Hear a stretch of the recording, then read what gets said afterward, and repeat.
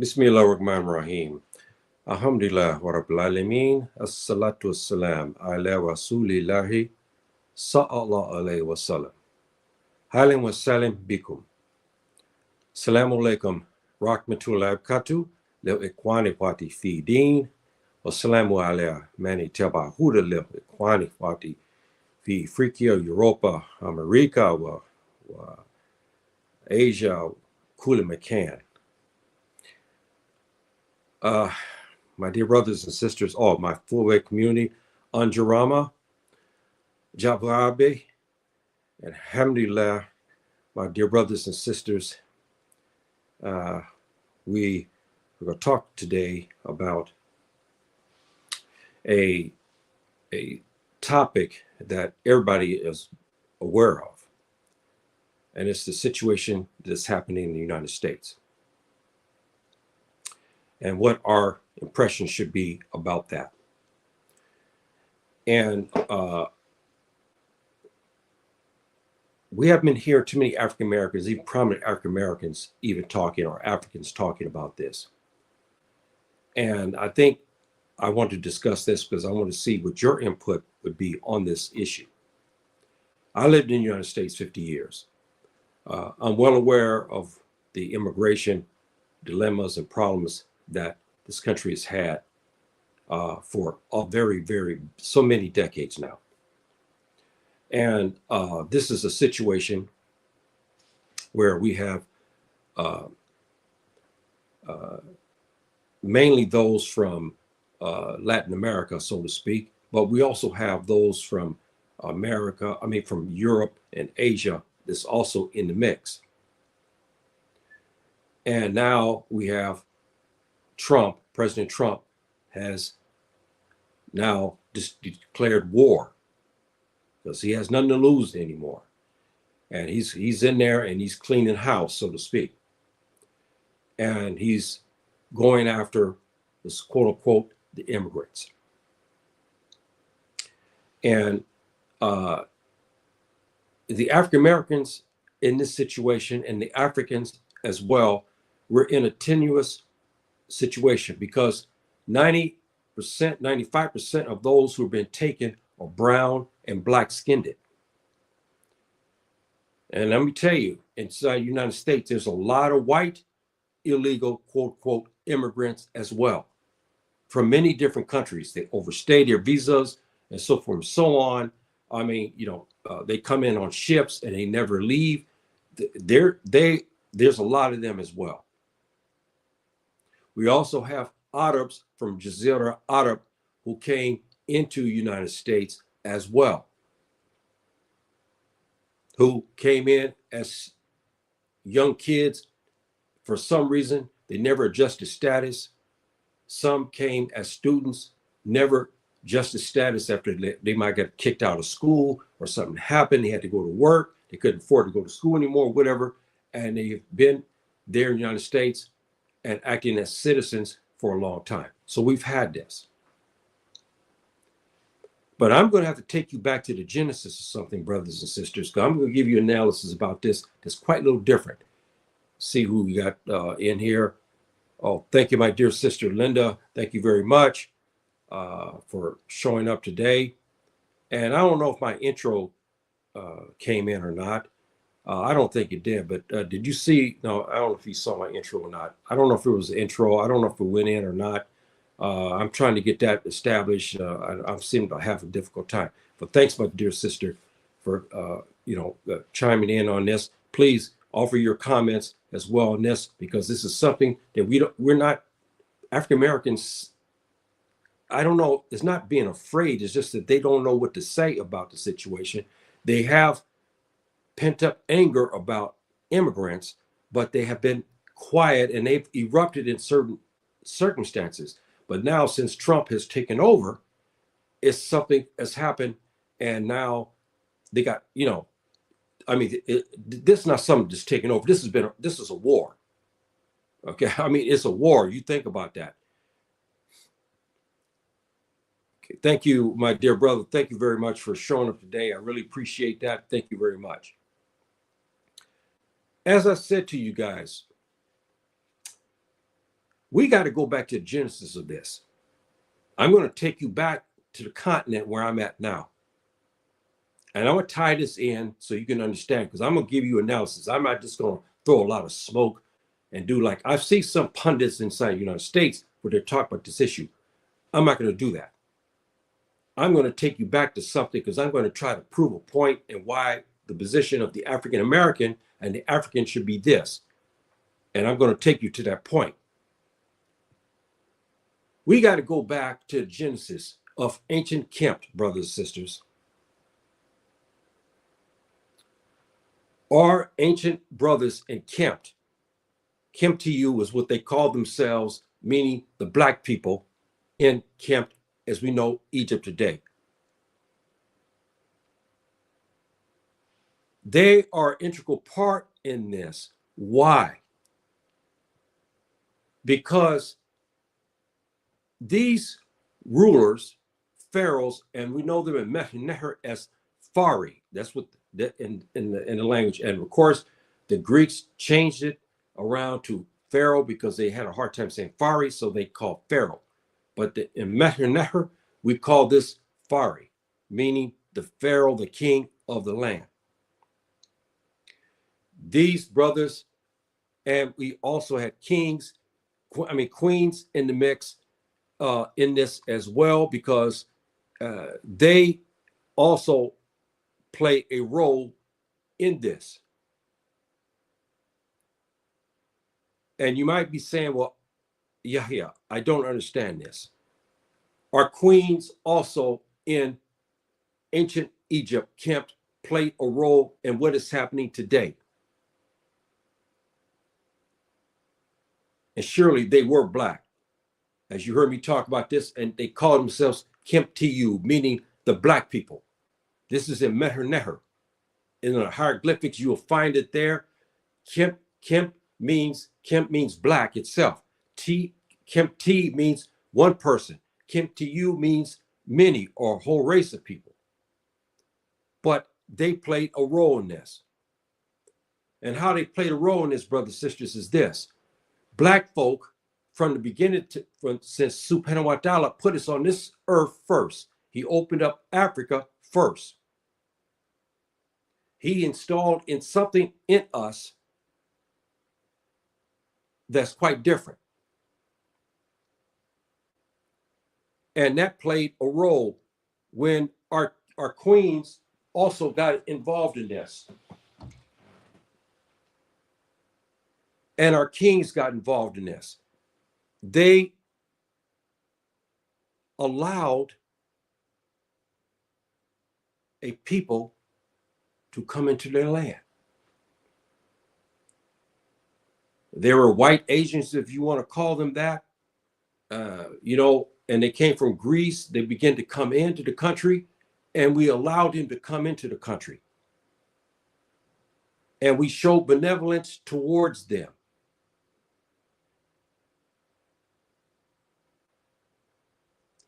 So that role that was played by our ancestors, showing benevolence to people who were disadvantaged, because when the Greeks came into Messer, don't look at the movies, you'll see they picked the most beautiful females and the most handsome males, Tuba males and females to play roles. They weren't that way. Our brothers in Kemptu described them as coming in animal skins. And some had reddish brown beards and so forth and so on. And they even have a name for them, for what they call, because they saw this the first time they ever saw them, they had a name for these white people. In the Fulani language, Mende and Mendinka, we use the word Tuba. So they let them come in, and over 1,000 years, they came in plotting and so forth, insurrections, as we understand what Europeans and Americans have been doing for thousands of years. And eventually they took Kempt. And we had a benevolence and to a fault, and we allowed our country in Kempt to be taken over. Have we heard that before? This is 5,000 years ago or less, excuse me, about 3,500 years ago. That snowballed to where the Tubab stole gold, riches, and so forth out of Kempt. And they then began to enrich themselves. Then they went into a dark ages and they came back to Africa again to go back to our schools. Yes, in Morocco here. Yes, we have one of the oldest universities in the world. They sent their brightest students from Europe to come here. We allowed them to come into Mali when Mali, the Empire of Mali was so great, and the wealthiest man on earth in history was a black man by the name of Mansa Musa. They showed generosity and benevolence toward the Tubab. The Tubab came into the country and they began to plot to steal the riches. This is in about the 1500s. And in time, they will steal the riches. And again, we have benevolence towards the Tubab and the immigrants coming into our land. We've shown this 5,000 years ago. When the Tubab came in, we let them come in and migrate. We didn't mistreat them like they have done us over thousands of years. We didn't beat them. We didn't castrate them. We didn't throw them into the fire. We didn't hang them up by trees. We didn't do any of that. We didn't go wholesale and rape all the women. We didn't do that. We mixed with them in ancient Kempt. So this, I'm giving you a backdrop to make a point to you, brothers and sisters, about this, because this it is related.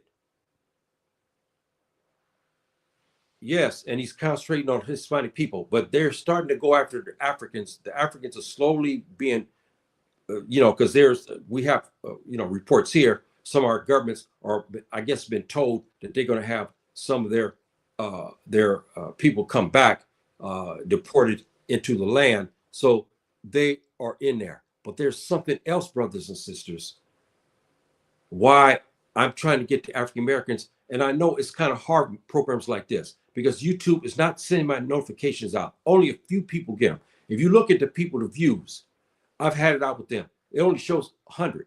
But I know more gets, it should be in the thousands, but they have a policy to go after people like me. So these things don't come out. But the African American should be warned about something about this. I laid the groundwork for this weeks back. I'll get to that here, inshallah, bi'ithnillah. I'll get to that. So when our black leaders in Africa allowed the Tubab to come into the country, we were okay. We let them come into the country. We didn't, they came in, and when they did come in, we trained their people. We did what we had to do, and so forth, because of our benevolence and our good heart. Subhanahu wa ta'ala installed that into the Africans, and the African Americans still have this thought. That's why I'm discussing that, because it's Black History Month, and I'm trying to bring you back to what your innate entity is. Your innate entity is not American. You're not Tuba. You're not an Asian. You're not an Indian. You are an African. And the Africans have such a thing of reciprocity and also generosity and forgiveness that nobody on this planet has. Even when we are wronged and we are harmed and we are discriminated against and racist, we do not take it out on everybody. Have you noticed that about us? On the continent here, in America, or in the West Indies, we blame those who do it on us, but we don't do wholesale like everybody else. The Asians do wholesale discrimination against any Black person, okay? We know that. The Europeans, too, incline who are racist. They discriminate against anyone's Black. We don't do that. When we are harmed by the Greeks, we go after those Greeks who did it. We don't go after all the Greeks. When we have the Asians, Chinese doing their mischief like they do here on the continent, And also in America, we don't go after all the Chinese. This is something that's unique about us as African people. It's unique. See, and that uniqueness came forward when we were kings, the first kings and queens under the power of Subhanahu wa ta'ala. And we had the same benevolence. We got it from them because the Kimtiyu is what? The West Africans are the Kimtiyu. The African Americans are the Kimtiyu. You descended from her. You descended from the Faris. We have their bloodline in us. We are ancient Egyptians. Subhanahu wa ta'ala installed that, and therefore you African Americans, you Caribbean Africans, you have this in you. You let the people come into your country. You let them come and settle. And you show benevolence and love and forgiveness that nobody else possesses. Nobody. Even though everybody hates us, we don't hate everybody. This is a skill. This is something that is so innate about Black people. I have to talk about that today because it's Black History Month in the United States, and I want the African Americans who will see this perhaps in the future, hopefully the YouTube will let this go out, that you can go back to your inner selves and understand why you are the way you are.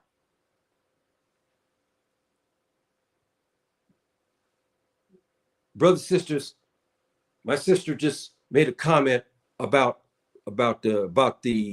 this, and she said that Trump is going after Hispanic people a lot. Most of his ire is that. But you know who these people are here? I don't know if you guys know who these people are.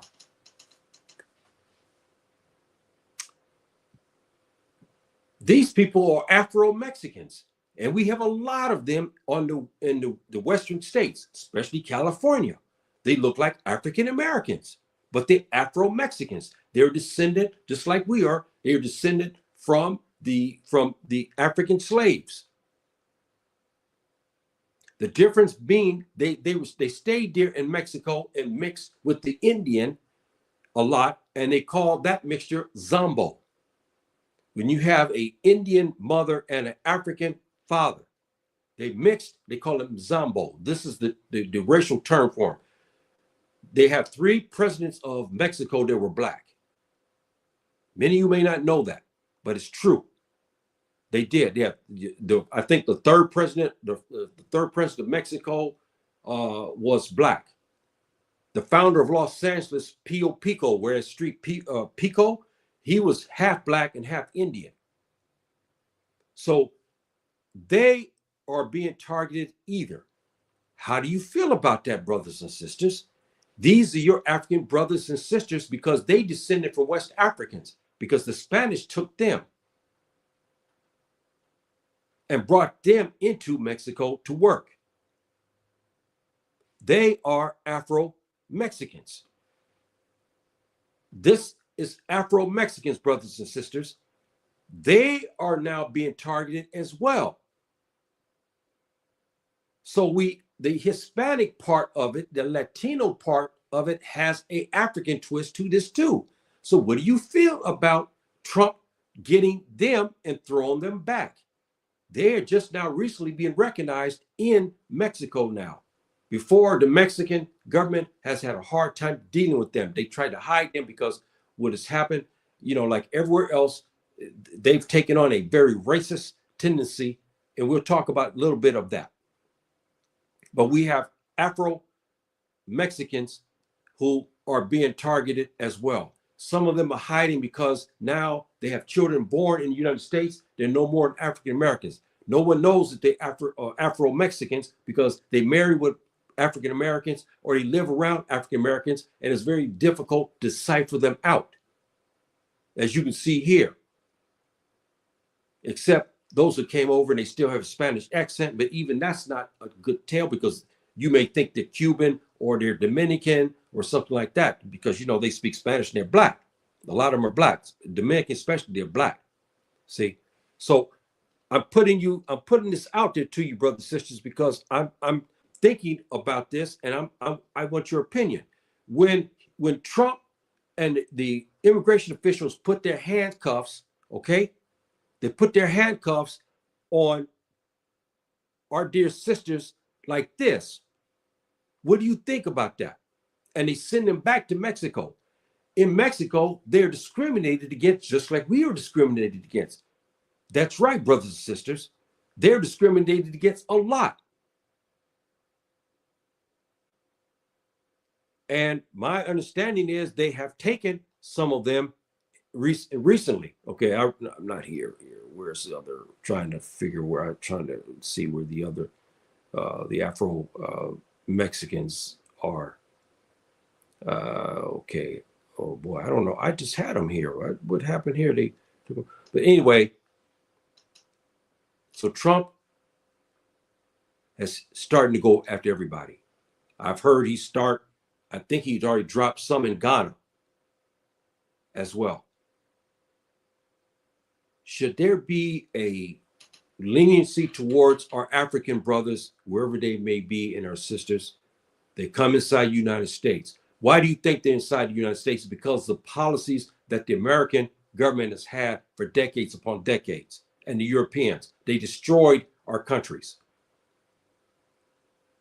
And then the people who run the countries, as you saw that report I did here back some weeks back, how they talk about the infrastructure. The other day, when Trump made his comments about African leaders, about how they destroy their people, they don't give them jobs, they don't give them food, and they steal all the money. Remember what Trump said? He allegedly said this. So our African brothers, wherever they may be, end up coming to the Americas. We know from West Africa and North Africa, we have Black Africans going into Mexico. Some have stayed and settled in Mexico. I saw a program here the other day in YouTube where a Black Nigerian family crossed into Mexico and stayed and have been accepted in this one small town. As a matter of fact, they've been there over a year and a half. They had their first child who was born there in Mexico. Others have come across now into the United States. So how we feel about that? We got African people who are discriminated against. The Afro Mexican is really discriminated against in a lot of ways, more harsh than we are discriminated against in America. The Afro Mexican catches hell over there. I mean, catch hell. It's hard for them to get jobs. They live in their communities. When they try to venture out, they're discriminated against. They mainly stay to the South because in the South is what we call Black Mexico. Guerrero is founded after a great Black African warrior, who fought against the Spanish and the French, if I'm not mistaken. His name was Guerrero. They named a province in his name. So they stay mostly there, and they are discriminated against big time, okay? Big time. So we have that part of it too. We have Black faces are being thrown out as well. I said a couple of weeks ago, and I got some funny comments from people, but I don't know if people are laughing now. Trump is playing around with the Constitution. He said he wants to put U.S. criminals where? In foreign jails. Nicaragua has already stepped up and said they will take them because they make a lot of money from that. Trump said he's going to pay a fee for them to house them in Nicaragua. Who is the most of the incarcerated population of the United States are what? Black and brown people, not the Tuba. So that means it's going to be a mass deportation of Black folk into Nicaragua if it's agreed upon in other places. If they're going to do that, they're going to find other ways to remove you as well. As you heard me talk about, and our sister here, I don't have a picture of her. Our sister talked about this before I did. I don't have her picture here. Her name is Selene or something like Selene Speak, something like that. Brilliant sister. She looked Fulani. I tease her. You know, I wrote again today. I'd say, hey, sister, you Fulani, no doubt about that. But she has a interesting take on this. She brought a lot of evidence and so forth and so on, and she leaked this report about how they were wanting the deportation. And I'll talk about the deportation part of this, about Black people being deported from African Americans being deported from the United States. So we have that, brothers and sisters. But how should we feel when we look at these families? Excuse me, not it is. We're in Africa here. When we look at these, when we look at our families here, and they've been thrown out. Okay, they've been thrown out.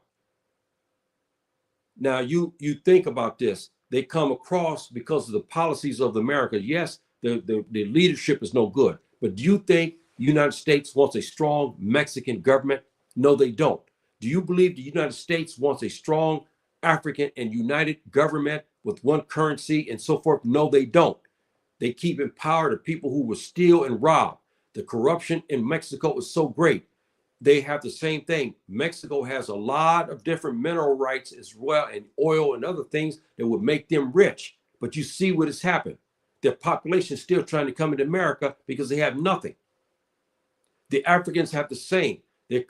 Africans are leaving because there's nothing for them. So they come and go into Europe and die on ships.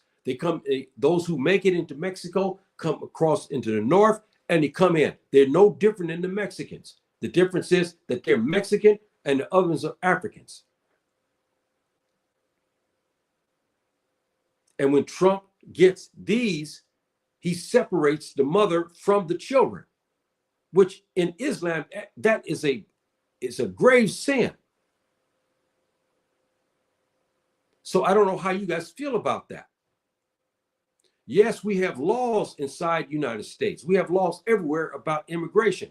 But there should be some benevolence of some sort as well. Yes, we know the borders are overwhelmed. We know we have a lot of illegal immigrants. And we have a lot of them have taken up the crimes. We have gangsters, we have mafias and so forth and so on who are illegal immigrants. Excuse me, that's been going on for decades. We know that. But these people here are not criminals yes, they cross over illegally. But you look at them and you have, because we are Black people, we have to have some benevolence. I'm going to get to another part to this, because I know someone may say, well, I don't know. I understand something because I was there for 50 years in the United States. I understand another dynamic of this. Here's another aspect of this, brothers and sisters. We have Mexican immigrants who have been in the country a long time, and they now become more Americanized. We have a lot of African Americans, especially in the West, marrying these girls. And their wives, many of them didn't know, are illegally in the United States. They think they're citizens because they've been in the United States for so long. They speak, English. They went to school with Black people. And we have brothers married to these girls, and they have children. When Trump gets a hold of that, he's going to separate that family. Which I've already heard of the case. I saw something, I don't know if it was true or not. I have, because we couldn't verify this, but it's a one little 10-minute, 15-minute thing that came in my YouTube where it showed a very dark-skinned African-American man inside, I don't know if it was San Diego or Escondido. I can't remember where he was. He was in Southern Park. And anyway, his wife, somebody turned her in to immigration, and immigration got her. She's got 3 children. They arrested her.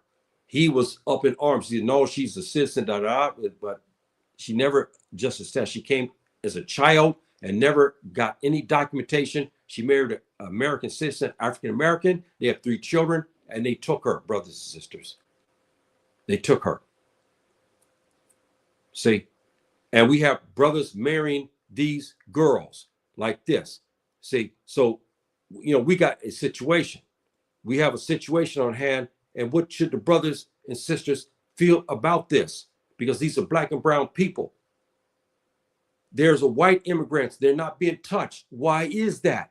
Many of them have overstayed inside the United States. We have Eastern Europeans who come in and they own stores, restaurants, burger places. They have jewelry stores. They and so forth and so on. They're not being touched. The black and brown people are. And how about sisters like this who marry African Americans and they have children by African Americans, and they're being arrested and thrown out. And their children are, because in Islam, the Prophet ﷺ, he said that the mother garners 75% of the love. 25% of the love from the children goes to what? Goes to the father. You have young children suddenly in trauma because they see their mother taken in chains and thrown out, causing a crisis in his home. He's African American. He's got 3 Afro-Latino children. 3 Afro-Latino children. That's what they call them, because the mother is Mexican or mother's Bolivian and the father's African American. His household now, his wife has been taken. He can do nothing. He's got 3 small children. They're going to be traumatized because their mom's gone. This is what I'm talking about, brothers and sisters. We'll get into this. What we feel about this, I should say. I'm going to give you something with our ancestors, how they felt about something like this. Now, we're going to cover another aspect of this, brothers and sisters.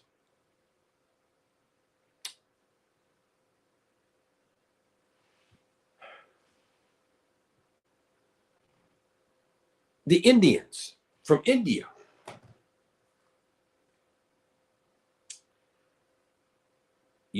I tell you something. I was in California. I went to university and so forth. Graduated. And I remember some incidents happened with me. Matter of fact, I even had, something. I was a young man. I had a girlfriend from India at one time. And she really gave it to me straight. She was like a honey brown color skin. She was not a white woman. She was brown skin. And she gave me all the ins and outs about the Indian people, how they were racist.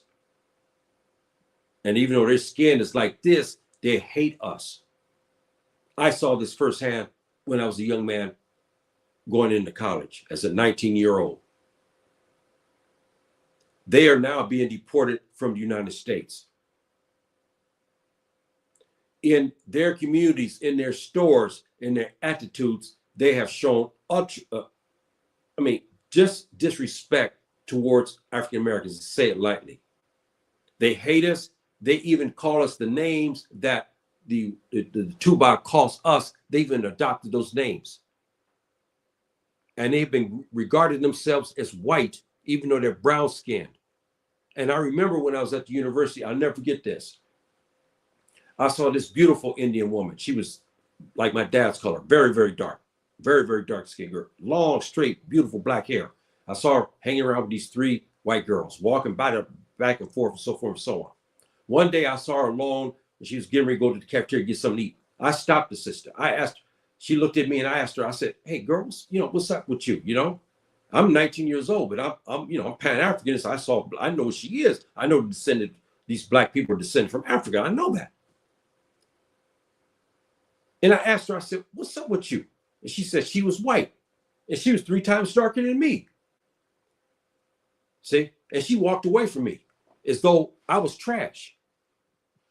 So we have the Indian discrimination, especially in the Western hemisphere, the Western states, I should say. But we also have this problem in New York. We have this problem in Philadelphia and other places too, where they discriminate against us. They're now being arrested. How do you feel about that?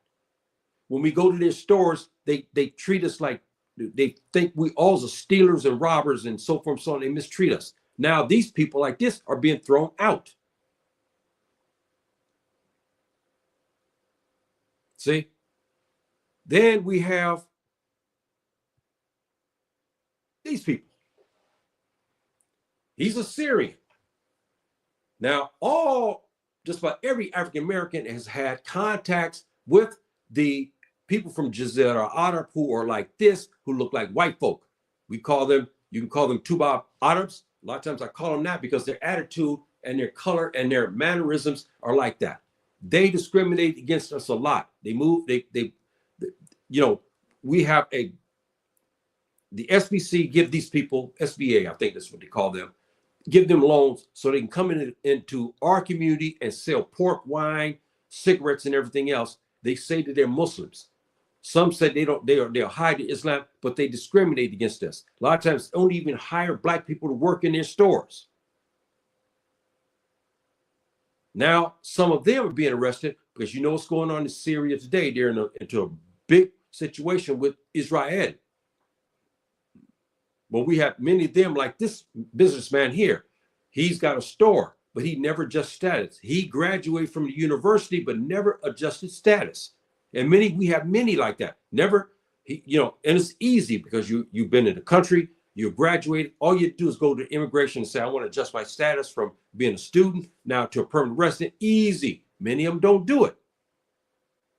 And they go on, have riches, like that one who was arrested here in Arizona here. The man he's got $500,000 in his bank account. He's got a big time business. Somebody told on him that he had no documents. They got him. He looks like this man. Now he's going to lose everything. And they discriminate against African Americans. See? So we have that element in this. See here, the Africans are discriminated against all over the world.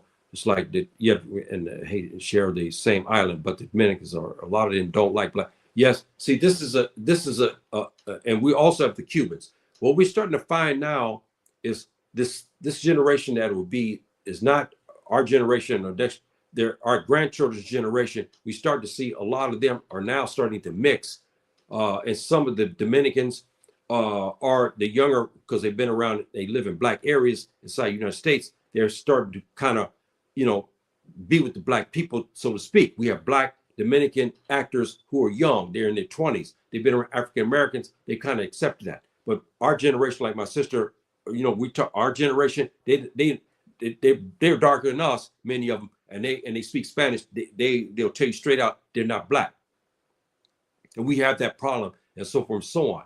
The Africans are discriminated against everywhere they go. We're discriminated against, and we look at this issue again.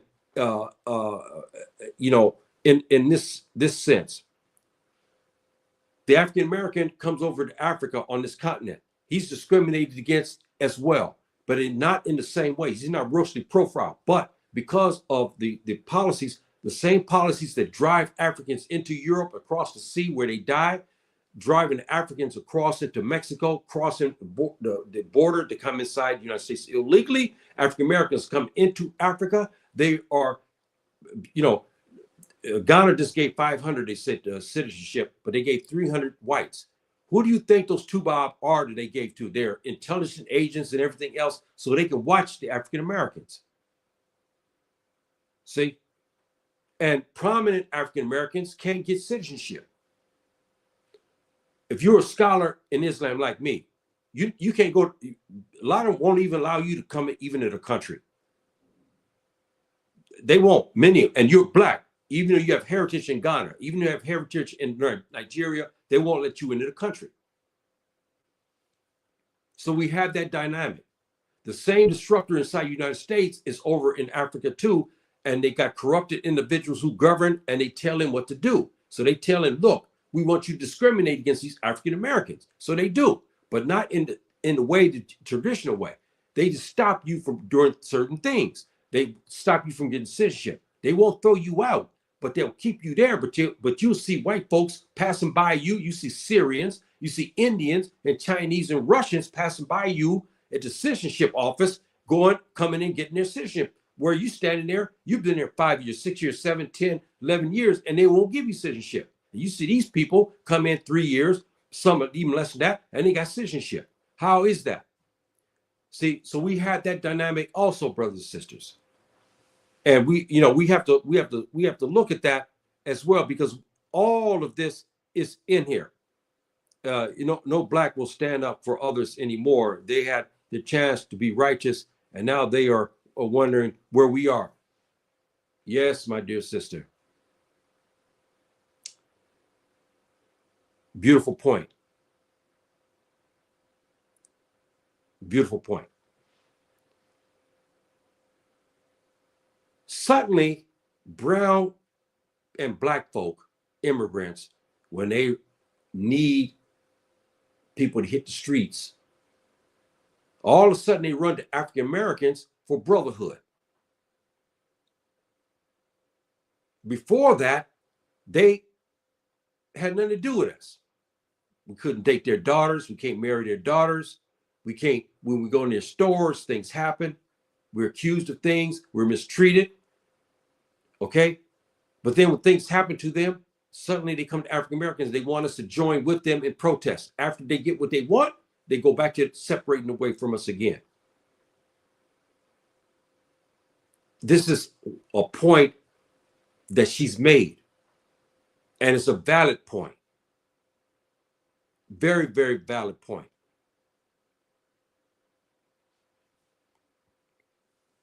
And yeah, are the only ones that matter to me now.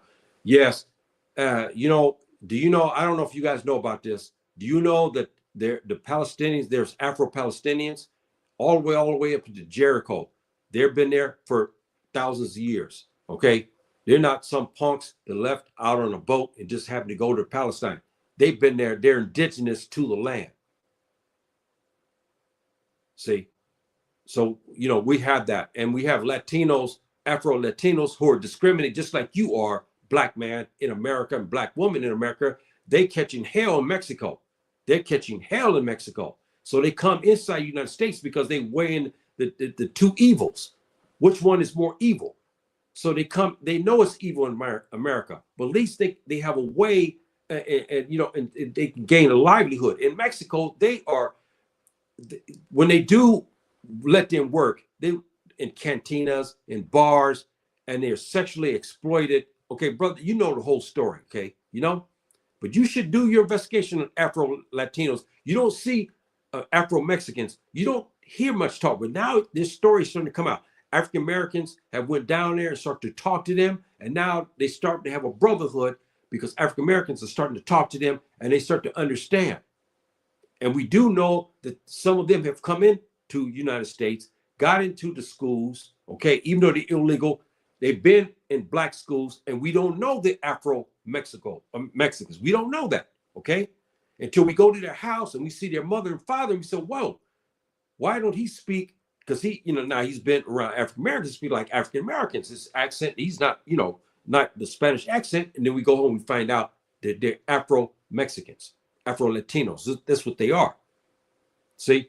So we have that dynamic, brother, sister, and they're catching hell in Mexico. I mean, catching hell there in Mexico.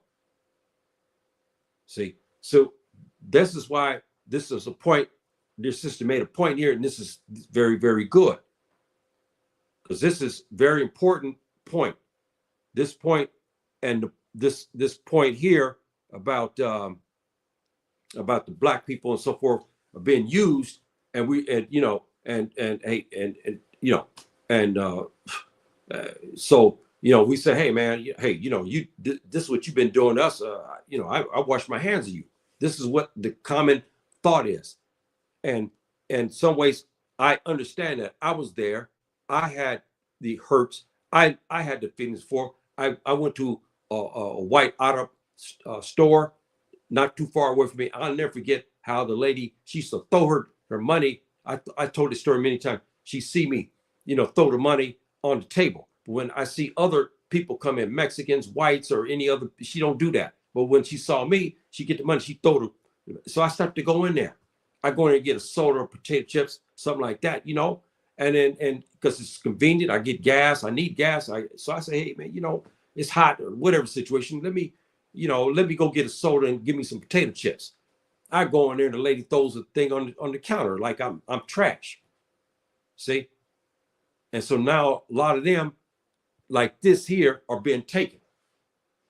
And I know they're going to be wondering where's African Americans, because they want African Americans to go to bat for them. They all of a sudden they'll come with heritage Yes, these people have African heritage. Brothers and sisters, I know they are Tubab Arabs, but let me tell you something. Just about everybody across who's quote unquote Arab has African ancestry. They can't get past that.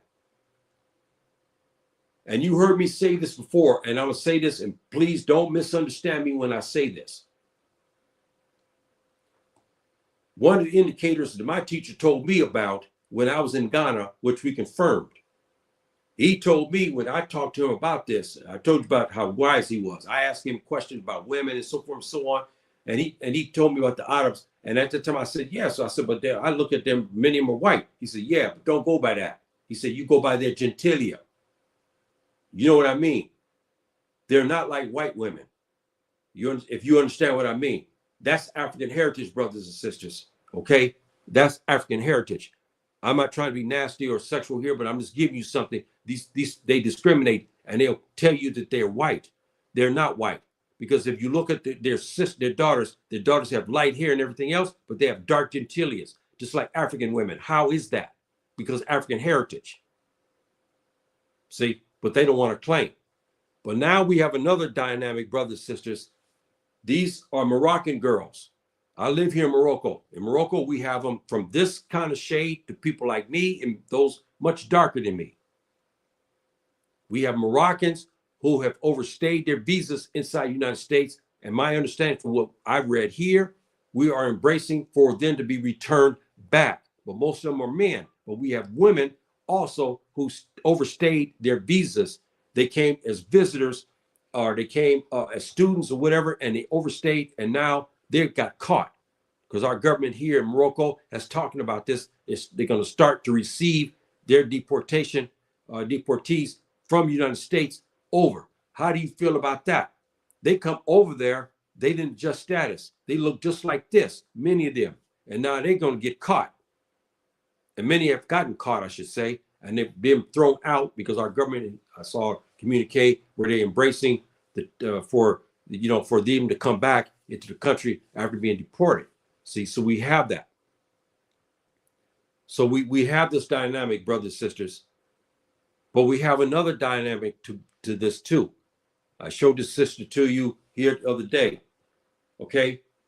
Now she's a Fulani sister out of Nigeria. We have many of these sisters also who are now will be arrested because they overstayed their visas. How do you feel about that? Why do you think they came to America before?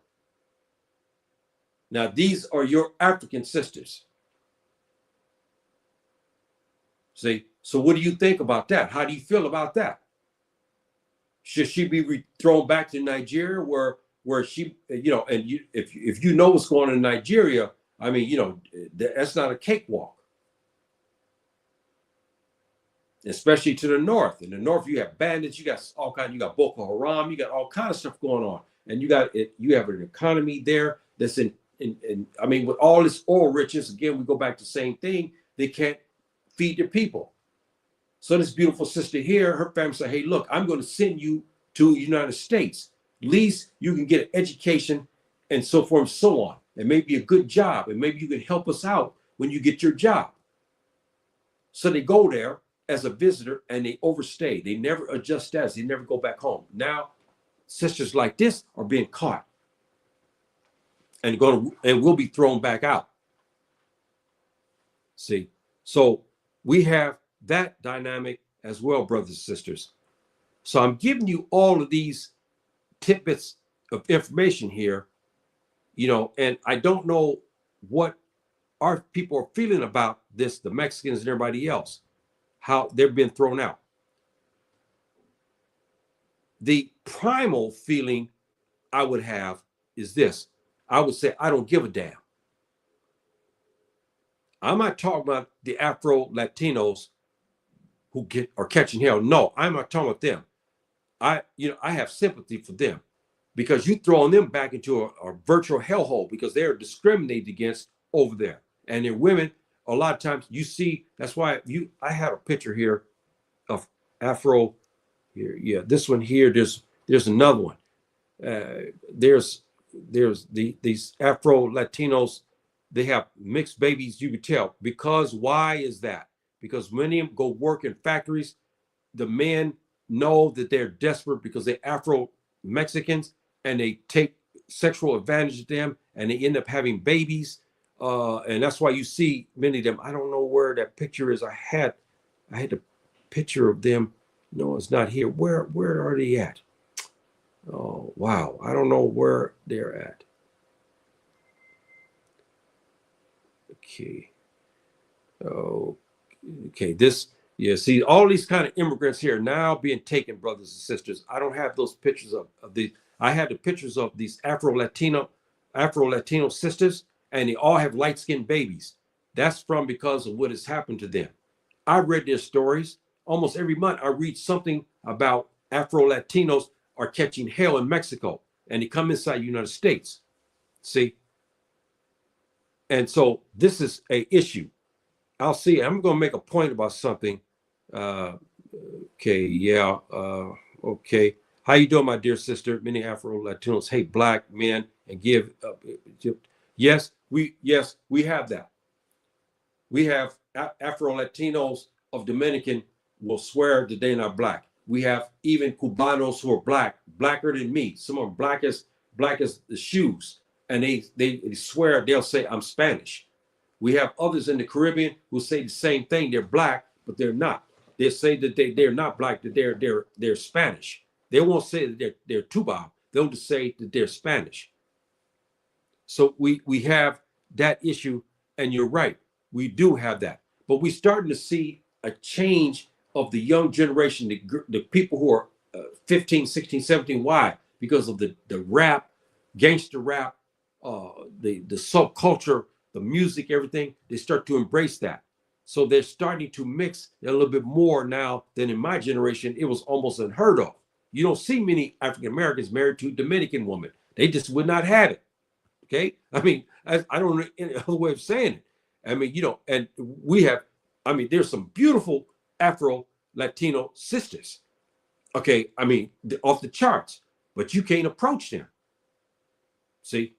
And, in my generation, how it was. Now, I will say this, in Puerto Rico, it's different.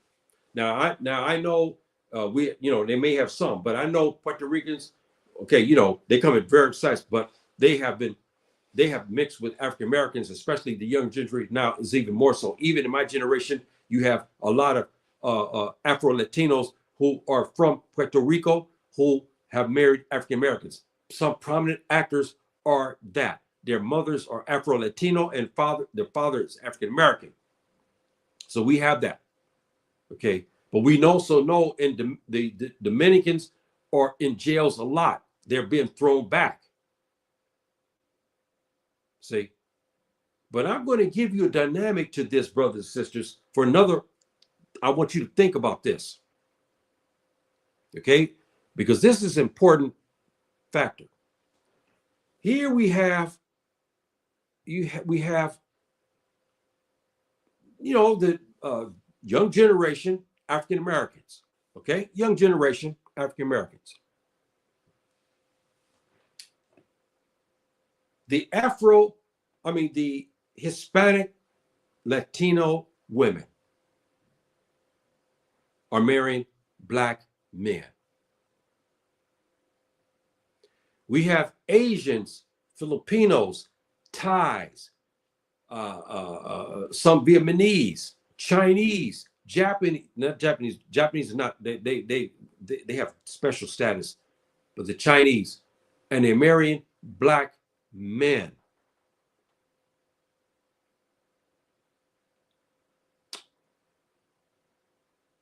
The pool for African American woman to marry is astronomical numbers today. If I'm not mistaken, there will be 30 or more women that won't find a husband because of the ratio of men and women, because African Americans are in jail, African Americans are killed. You go down the line and we have a lot of babies that are girl babies. So we have African American women who will not have husbands. Because, and the other factor to this is because that they are marrying these girls.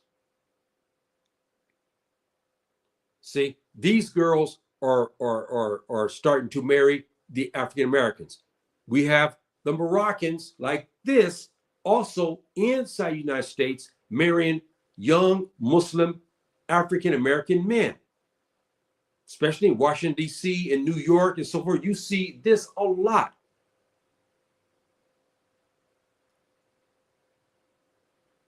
So our young sisters are not going to have the leeway.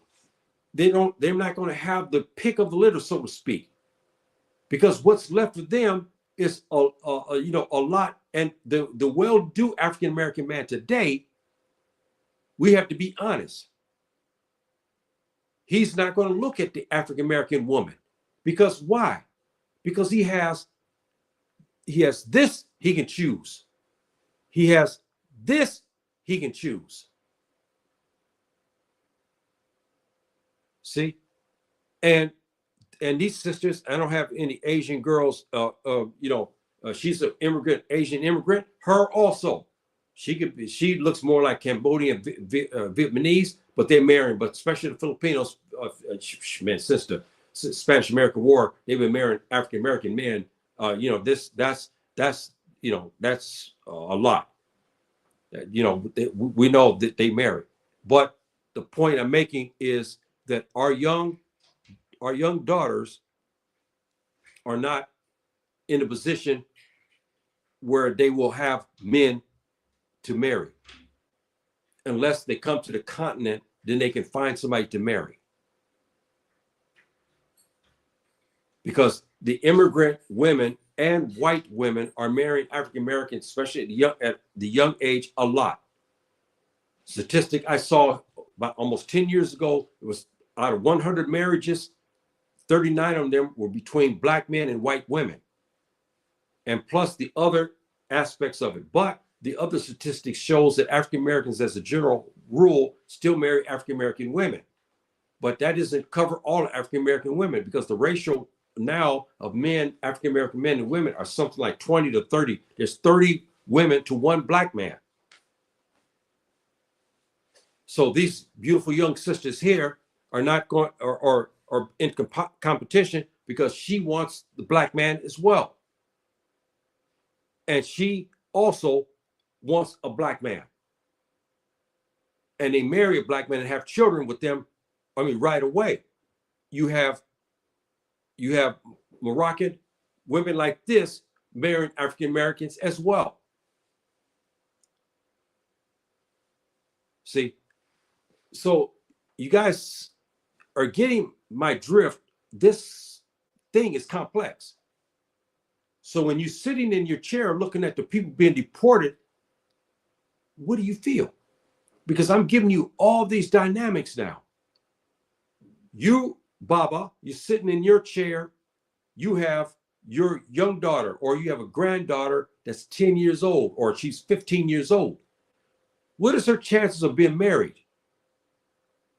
Because the immigrants, a lot, are going after African American men.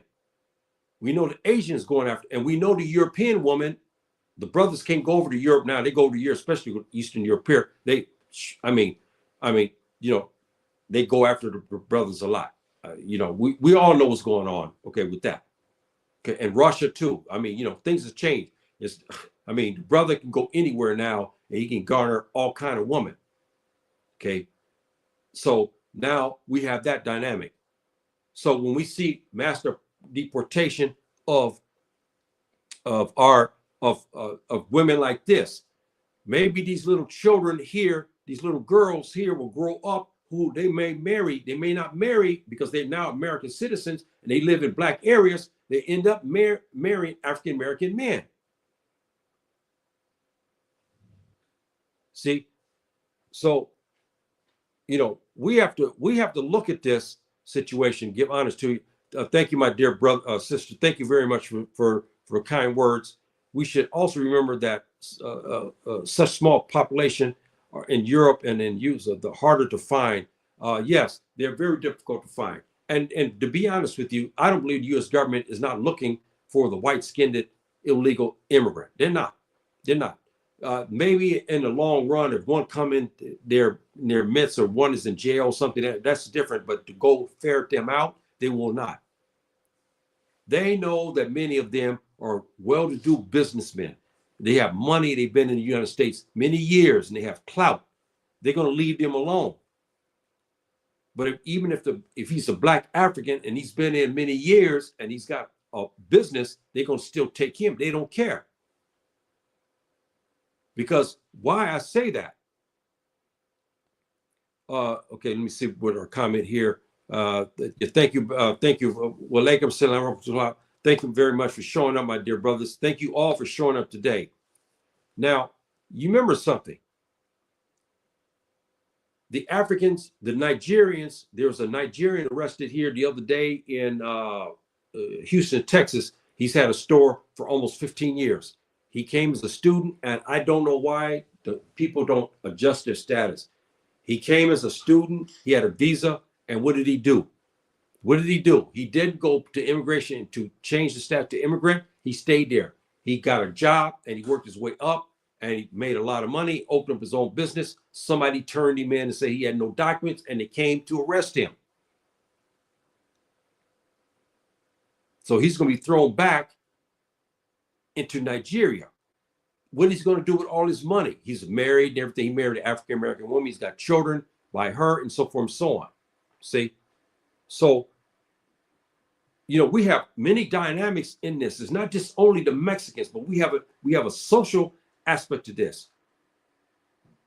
Because we have, you're sitting, Baba, you're sitting here, you see your granddaughter. She's 13, 14, 15 years old.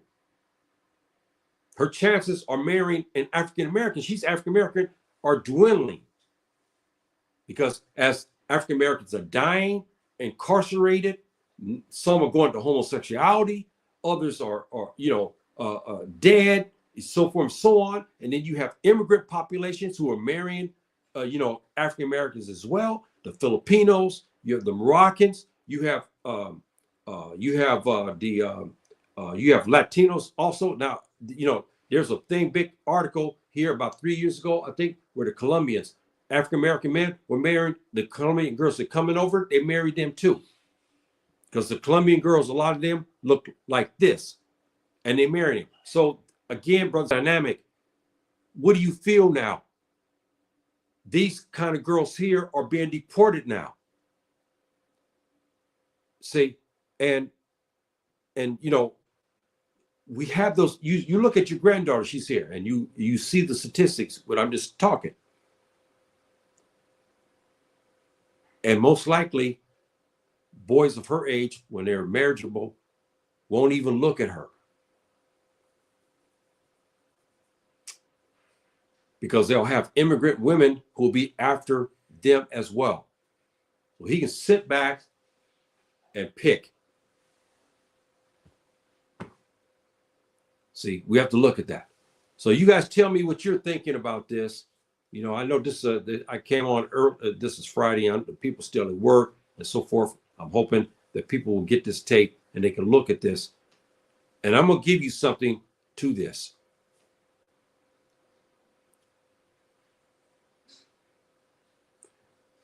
The African, whether he's in Africa or in America, I only ask you to be benevolent, because this is your nature. We have been hurt because, as my sister said, and another sister have said here, we're discriminated against. And we get hurt. We don't have brotherhood, with the white Arabs. They don't consider having any brotherhood with us. They hurt us a lot. But if we send this man back to Syria, well, what's going on is a war zone. It's, and his riches are still inside the United States. They throw him out. I suggest to you even though we've all been hurt, did you keep the African benevolence in your heart, because Subhanahu wa Ta'ala gave that to us. And if you look at our elders and you talk to some of our elders, some of our learned men, they will tell you the same thing. They'll tell you about how our ancestors were benevolent. I'm not saying we have no power to stop what Trump is doing. We're not. That's not what we're talking about. We're not talking about for you to go to the street and go crazy. No. But I would stop short of applauding what Trump is doing, because if his plan goes through, brothers and sisters, you have uncles, you have brothers, you have fathers, you have husbands who are in jail. They will be sent out of this country, because most of the jails across the United States are housed by black men and Latinos and Afro-Latinos. Let's face it, they constitute 60 or more % of the population. That means they'll be thrown out.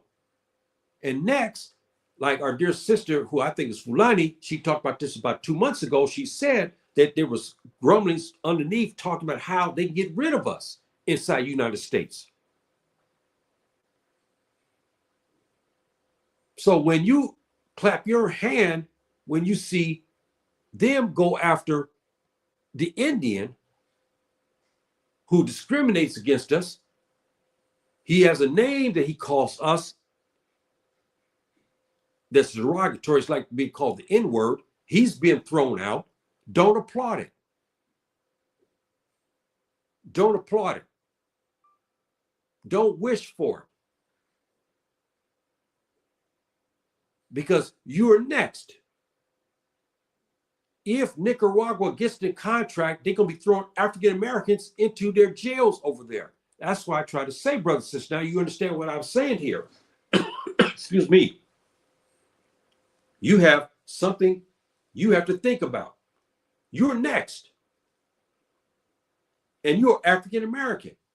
You have African American fathers, brothers, uncles, husbands who are in jail.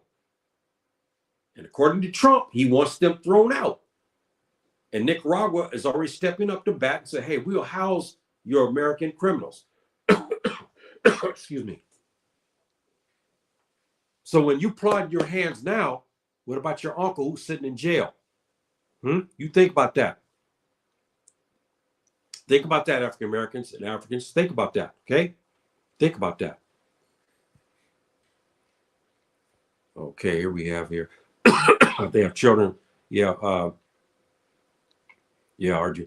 Yes, that's true, dear sister. This is true. And this brother who, his wife, he found out, he thought, because he knew her from a young age, he thought she was a citizen, this Mexican girl, and they had children and everything. Now someone turned her in, and ICE came and got her. She's got 3 children, and I can imagine he's going through some difficult time now. So we have those dynamics and so forth and so on, and we have to be careful on what we wish for. You understand that, brothers and sisters? I'm just giving you wise counsel. We got to be very careful about what we wish for, because this thing with the jails that Trump is pushing, I saw his speech. This is not something now that's categorized. I saw him say it in this speech. I saw his speech. It's all over the internet. I saw it. He was talking about throwing the criminals, okay, out. 60% of the jails are occupied by Africans, African Americans, Afro-Latinos, and Latinos, and Asians and whites. We are in a high population parts of this. That means our families will be thrown out. Our family men, our husbands, fathers, uncles, brothers, husbands, so forth and so on. That's why I said you should be very quiet and don't wish, because you see Mexicans being thrown out. Your uncle who's sitting in jail in Chicago may be thrown into Nicaragua. It's a bad situation, brothers and sisters. Very bad. suffered in Lebanon. Yes, yes. We all have stories. I saw the brothers in India. I saw this African brother, I forgot where he's from. He's got this blog. He goes all over the place. He went to India, and the things that Indians were asking him was disgusting. And what they were saying to him was disgusting. Like he wasn't human. Here, some of them were darker than him. He was a dark skinned, very dark skinned. I can't think of the brother's name. I don't know if he's from Ghana, but he was there doing a program in India, and he showed the discrimination there. We know how this situation is. We know in Jazeera, Arab, Lebanon, Jordan, so forth, so on. We know that there are Afro Arabs living there, and a lot of them catch hell. We know that. See, but again, what has Subhanahu wa Ta'ala gave us? Our African wise men will tell you, you should have benevolence and forgiveness, even if they do what they did. Yes, they wish for you bad. When this thing happened in Chicago, remember when Biden pushed his thing to put immigrants, they gave, here's black people struggling in Chicago, and here's come Hispanics, Latinos coming in, and they give them special privileges. And it caused a big friction. And the mayor of Chicago, he was protecting the immigrants over his own population. See? And we saw that. But I say to you now is this. Your ancestral wise men will tell you, you have benevolence, because you should stay even keel on something like this. You don't support it, and you don't condone it. Now, if the people are Afro-Latinos, that's different. Especially Afro-Mexicans, they are catching literally hell over there in Mexico. And you know how a lot of the Mexicans mistreat the black people, especially in California. So you can imagine they're in what they do to you inside California. You should see what they do to the Afro-Mexicans there in Mexico.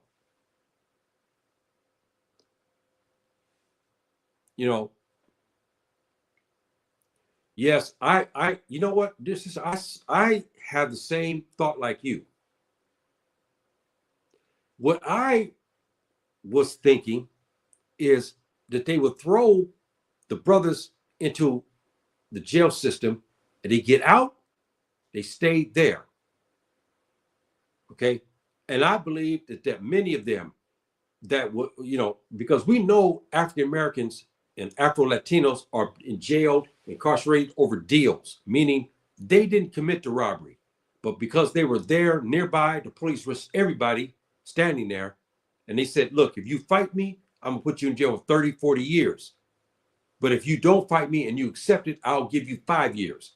Many of them take it, even though they didn't do anything. We have a lot of innocent Africans, African Americans, and Afro Latinos in jails. Many of them are innocent.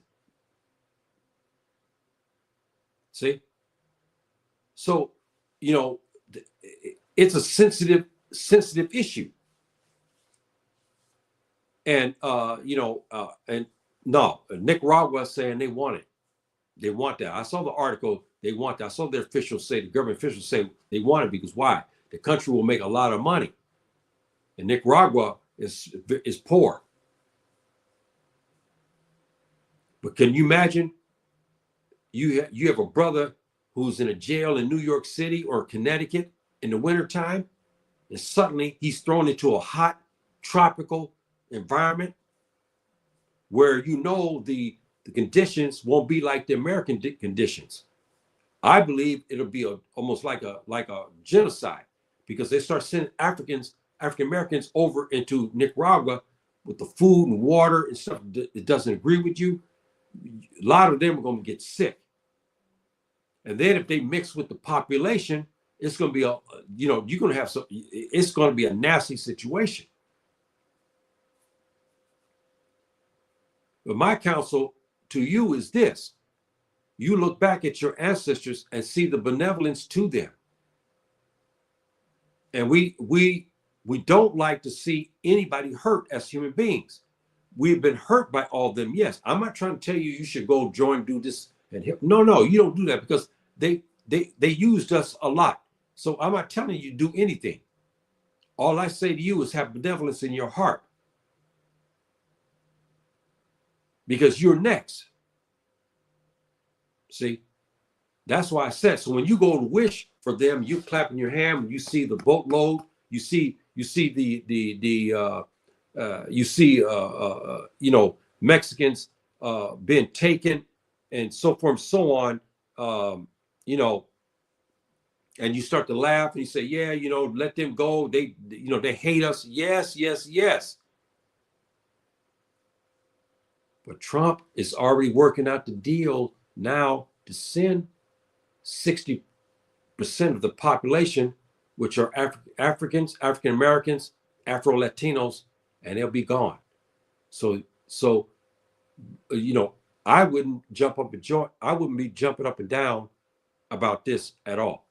Okay, I mean, I got to tell you, it's a nasty situation. See, and so we have to look at this, and we have to look at this, and we have to look at this right. We as African people, we cannot reciprocate, and we don't reciprocate. When we see the white Arab and his stores and everything, they mistreat us, but but you don't go to mistreat them. I'm not trying to say if he comes slapping you in your face, you turn the other cheek. No, we don't do that. You go after him, but you should not do what they do. Everything that they do to us, we should not reciprocate. That is not African custom, brothers and sisters. It is not. If you Fulani, we have Pulaco. Okay, this is what we call that. We don't have that. There's a time for revenge. And the Muslims, if you're a Muslim, Subhanahu wa ta'ala is the best of all vengeance. Okay, we know that. Vengeance belongs to him. And even in I think in the Bible, there's a passage where Subhanahu wa ta'ala says about vengeance is his. So you have to be very careful when you have vengeance in your heart. Because when you sit there and start to laugh about those Mexicans you saw, like with the kids and everyone being thrown back, your uncle sitting in jail in Chicago. He's sitting in jails. He's sitting in a jail in Los Angeles. He's maybe get thrown out here in a couple of months. If Trump has his way and the Congress and the Senate approve it, the money and Nicaragua end up housing the jailees from the United States. I don't know who's going to be laughing then when your husband that you've been seeing every weekend or every month, you go see him, have conjugal visits. Suddenly, he's in the California jail system. Trump picks him. He said, hey, man, you got to get out of here. Now, your husband, who you go have conjugal visits and you bring the children to see him, now he's thrown in Nicaragua. This is what I'm trying to say, brothers and sisters. We have to be very careful of what we wish for, what we wish for others, because it may come back on us. Our wise African ancestors will tell you that. See, he will tell you that. Don't wish for these bad things, okay? Don't. See, so in a nutshell, brothers and sisters, again, we go back to the genesis of this. We go back to ancient Kip. Our people allowed the Tubab to come in and they destroyed the country. They destroyed Kempt, ancient Egypt. They destroyed it, okay? I don't know any other way of, okay, they destroyed it. This is the bottom line. We gave them citizenship. In the later kingdoms, we gave these interlopers citizenship. See? And they end up destroying Kempt. And then down the road, we allowed others to come into the country and they opened up slavery. That's how our ancestors got inside the United States. And we have always had benevolence towards others, and to a fault.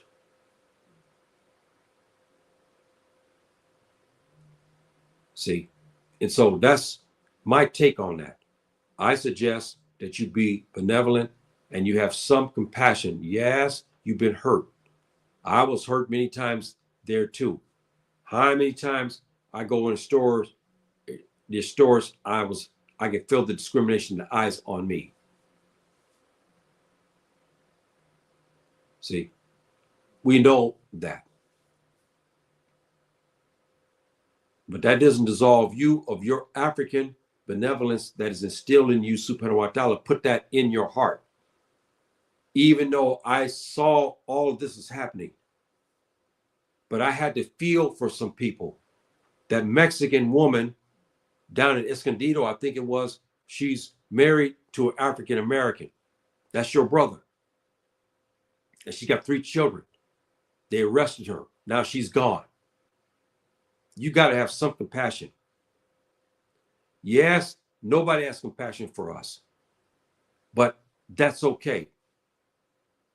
See, I believe subhanahu wa ta'ala will reward us when he's ready to reward us.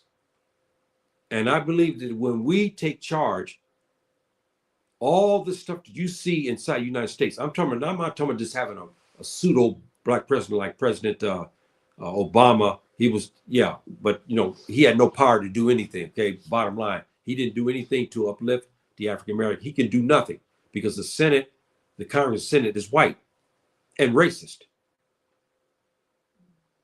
But when we get to the position to where we're in power, where you have majority of the Senate, the Congress, the Senate are black folk and brown folk, all this discrimination, all this kind of craziness is going on will diminish tremendously. Because black people, as a general rule, we are not racist. We are not. We have racists, too, Bob, would turn around and say, when we fight them, they'll say, well, this is reverse discrimination.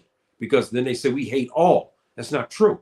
You notice, you see how the African Americans are Africans. They've been hurt by a group of these 2 Bob over here. They don't go after all the Greeks just because 4 Greeks did something. They don't go, but what they do is the exact opposite. They go after all of us. See, but we don't do this. We hate those who perpetrate against us. Those who are not perpetrating against us, we don't discriminate against them. That's the difference between us and them. We should keep that benevolence in our heart, brothers and sisters. We should keep it. Okay, some say UK deporting our jail populations, blacks to. I heard something like that. I don't know if that's true or not. I heard something like this. I'm wondering if it is true. And I tried to do research, but I couldn't find anything on it. But I heard, what's the name? African Magazine. What's the name of that? It's on YouTube. They mentioned about an issue about that, but I could not confirm it. And the Most High question is greater. Yes, it is, and he knows best, and that's why I would suggest the high road in this situation like this. And I don't mean this funnily either. I don't mean this facetiously. You take the high road to this. Those people are human beings. You see a mother coming across the border with 4 or 5 kids, and she gets arrested. You should have benevolence in your heart.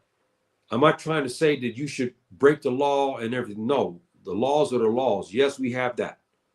But your tack to this is you don't pray for that, and don't pray against those who've done to, like the Indians and the Syrians and the Jordanians and all these others who have been habitual. I mean, attitudes towards African Americans is just terrible. I'm not trying to say that you should walk up to one and try to shake his hand and hug him. He's not going to have nothing to do with you. What I'm saying is you have benevolence in your heart.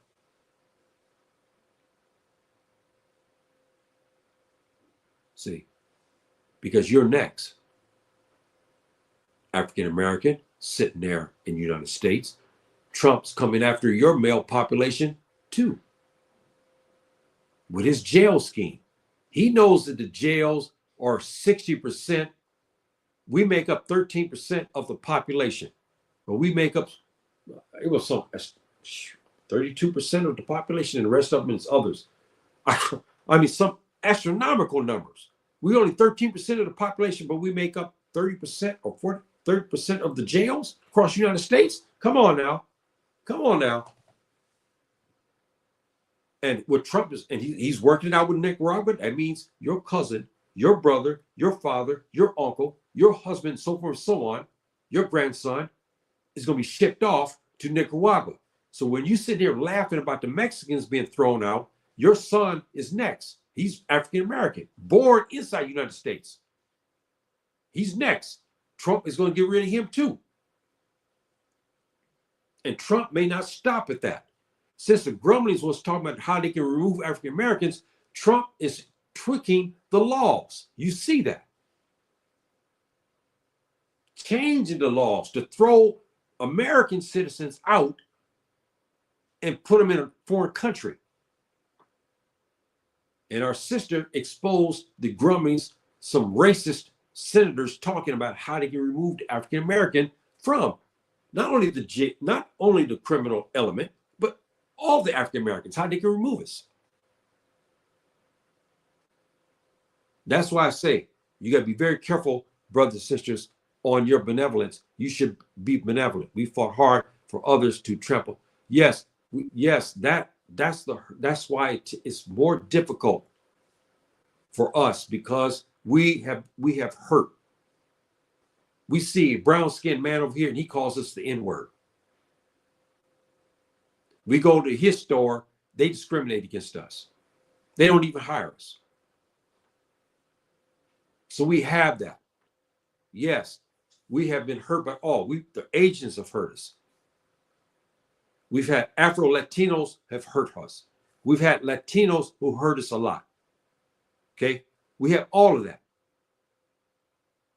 See? And then on top of that, we have the Tubop, racist Tubop that hurt us, and we have institutionalized racism, so we're catching it from all angles.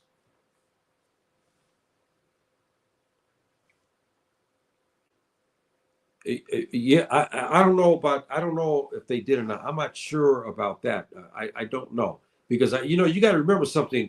That's why I say, brothers and sisters, Mexico changed. Something happened to Mexico. Mexico was a haven. Do you know this? For a long time for African American slaves. Do you know African American slaves went into Mexico and escaped?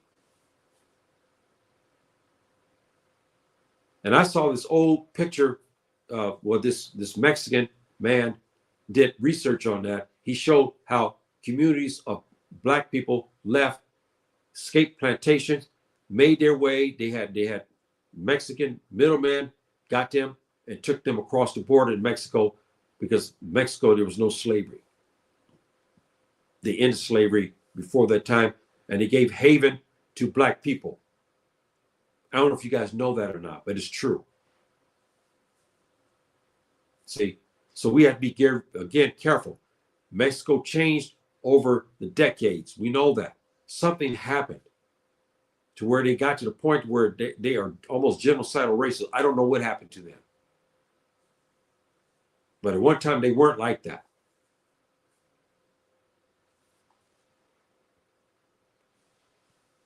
Yeah, they're very bad here in Europe. Yes, it's everywhere. Everywhere. The only place, to be honest with you, that you can find some peace, and I have to say this, is here on the continent. Because you're walking around and being around a sea of black people, black and brown people. You don't have the roving white Tubop cop to gun you down. You don't have the racist Mexican or the racist Syrian or the racist Dominican or the racist Cubano or Vietnamese or Japanese, Chinese discriminate against you here, because you have other black folk. So you walking down the street, everybody else is just like you. This is the only place where, to be honest with you, where you can find benevolence, and your skin color is an asset. Because you go to China, you're going to face discrimination. You go to Japan, you're going to face discrimination. I'm not trying to say we know that the brothers go over there and they marry girls. In China, they marry girls. They go to Japan, they marry girls. They go to Thailand, they go to Philippines. We know this. But There are discriminatory factors here. And if you're actually looking for something to where you won't be discriminated against, you got to come to the continent. I mean, that's the bottom line. Because here, there's no racial profiling. I don't care where you go. Now, when you go to the north, of course, now Tunisia, they don't like anybody there. Okay, either other, Amazigh or Arabs, Tunisia is another thing. But you go to, south of Sahara, of course, or the black people in West Africa, or your descendants, your relatives, you're not gonna find this type of thing. See, so that's something you have to look at. If you're looking to get out from the crap that you think you're gonna find benevolence in Europe, you're not gonna find that. The only way you're gonna be able to find that peace and tranquility to where you can walk out the door, you don't have to worry about the roving cop gunning you down or rogue justice system. You got to come here to the continent.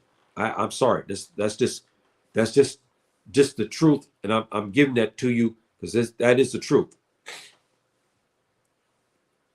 Yes, the first president was black, I believe, and the third president was one of the presidents was Alvarez. I'm sure because I studied that in school. I think Alvarez. I can't think there's three, I think, black presidents of Mexico at one time. And the Mexicans don't like to talk about that. We know one of the best, the greatest revolutionaries was one by the name of Guerrero. And they named a province to the south of that. That's where the Afro-Latinos, Afro-Mexicans live in that region still today. See, but he wasn't a president, but he was a big revolutionary. He did have control. I think he did take the reins of president for a short time in Mexico during the revolution. I think he took it. I'm trying to remember now my history when I read about that. But they did have those presidents, but yes, it ended because the Afro-Mexicans, I mean, brothers, you think you guys have it, sisters, you think you have it tough in the United States? You don't know. You just don't know what's going on with them down in Mexico. You understand why now they're fleeing to come to the United States? Yes, the United States is bad. But at least they find some solace. There's in Mexico, they're not. It's a hellhole. Moving further. Yeah, to join efforts. Yeah, yes. I saw a comment made like this. I'm enjoying this. I'm hoping, but what I worry about is this. We hear the talk. Ghana just released 500 said they gave citizenship, but there's still a lot of them that are not getting citizenship. We have problems in Sierra Leone. Sierra Leone was given the citizenship, and now they're not getting. They're starting to make it so tough. They're very difficult. The Gambia won't give African American citizenship until 15 years. We have other countries making it very difficult for the African American to get citizenship. Not for the Tuba. Not, but for African Americans, it is. So when the governments say they're going to do something, they should be careful on what they say and who. And here's the other point. We have a lot of riffraff from the United States coming into Africa, especially the Gambia. It's causing many problems. But the well-to-do black man from America will have a difficult time to immigrate because the American government doesn't want to see you there, especially if you're a Muslim, and that's a Muslim country. They don't want to see that. They want. There is a discriminatory policy, and that's why these governments have to make something and do it right. It's good when they say they want to do this, but when a strong imam, African scholar, wants to come to Burkina Faso, what are you going to do? Because the problems in the Gambia today is because they discriminated. They said, okay, we want this certain type of riffraff from the United States. And they did. They don't associate with other Africans. Many girls were the ones that came, many of the girls that came there were harlots. Bottom line, we have men, they were harlots themselves. I forget what they called them, but they were only thing they were there for just to have sexual relations with the girls. Others opened up businesses and so forth. Others went to YouTube to talk against the Gambians. See, but the prominent, adjusted African American who is strong and opinionated, they're not going to let you in there. See, so this is an issue, brothers and sisters. It's a big issue. It's a very big issue. Do you know how and where we joined? Okay, I don't know what you mean, but this sister, you having a conversation with somebody else. Do you know how and where we joined? In fact, I don't know. Please elaborate on that. AS has a new passport and will be powerful run. Yes, they have that passport. It was approved, and I did a program on this. It was approved in 2021. All Africans are supposed to have an African passport that allow us to go anywhere we want inside Africa. Where's it at? Here it is, 25 now. They nixed it because why? The Europeans, Tubac, say they want their freedom. They can open up their states. They can, like the European Union. You could travel through without anything. They don't want Africans. They want the Africans to have animosity toward the others. They want us to keep us divided. See, that passport would open up the economy because black people in Africa will be able to travel and the money be flowing, be fluid. South Africans said, hey man, I've been wanting to go to Egypt. I want to see the pyramids. They come and they pour in all this money into Egypt. Others say, hey man, I wanted to see the Gambia. I heard this. I wanted to see, I want to go into Mali because of Timbuktu. And you'll have Africans traveling all over the place with money. Going, and you see what I mean? They stopped it. They stopped it. They nixed it. So we haven't seen that passport yet. Put the link. I asked Baba if he can put what link are you talking about? Please elaborate what link you're talking about. They would love you. I don't think they would see you as an extreme unless there are values. See, I've already had this situation because the American government has security agreements. That means they have veto power and so forth and so on. Morocco, mostly all West African countries have this security agreement. The American government has a policy to keep influential black folks out of West Africa for obvious reasons. Their policy is to keep us in the United States because that's where they can control us. When you come to the continent, they can't control you anymore. They know that. So that's why they keep the most influential, the most powerful, the most Pan-Africanists out. And then on the Islamic side of this, the ones who are learned scholars of Islam, I'm telling you now, I have heritage in Sierra Leone. I hired a very prominent attorney, and he gave me the full scoop about this issue. He said, brother, I can't take your money. They just won't. Yes, you have heritage here. Because Sierra Leone said, if you can prove you have heritage, they give you citizenship. Shoot. Yeah, huh. Only thing they give us citizenship to riffraff. But scholars and stuff like myself, they will never give it to us. This is what I'm talking about. Because of the American policy. Yeah, in Latin America, because black people fought. But black people are catching hell in Brazil and other parts of South America. Black people are discriminated against everywhere except when they come to Africa. Now, yes, we're talking about a bad situation about citizenship, but and we have certain class of people that they won't give to. But the rank and file black person, even if he's from Brazil, he's going to find some solace here in Africa. And that's the bottom line. The Europeans and Americans know this. That's why they're making it difficult, because they don't want you to leave. They don't want you in America either. But they want to keep you in America because they can keep their eye on you. It's easy to control you because they control the police, they control the banks, they control everything. When you leave from that hellhole in the United States and all that racist, genocidal, racist, institutionalized racism, and you come into Ghana, or you go into the Gambia, or you go into Senegal, they don't have that control over you. They can't go put their hands on you anymore.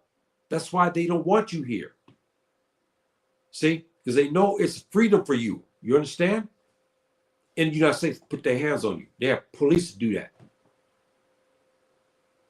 You come to Africa, you can't. They want, in the United States, they want black people accosted by the roving white cop. So you rove down the street, they're coming after you. They can't order the Ghanaians. No Ghanaian policemen are going to go and look for African Americans to stop. They're not going to do that. And they know that. That's why they don't want you here. As I put a link for the reparation meeting. Oh, in the chat. Oh, okay, yes. If you guys, okay, that yes. Whoever's got that, because I haven't heard of that.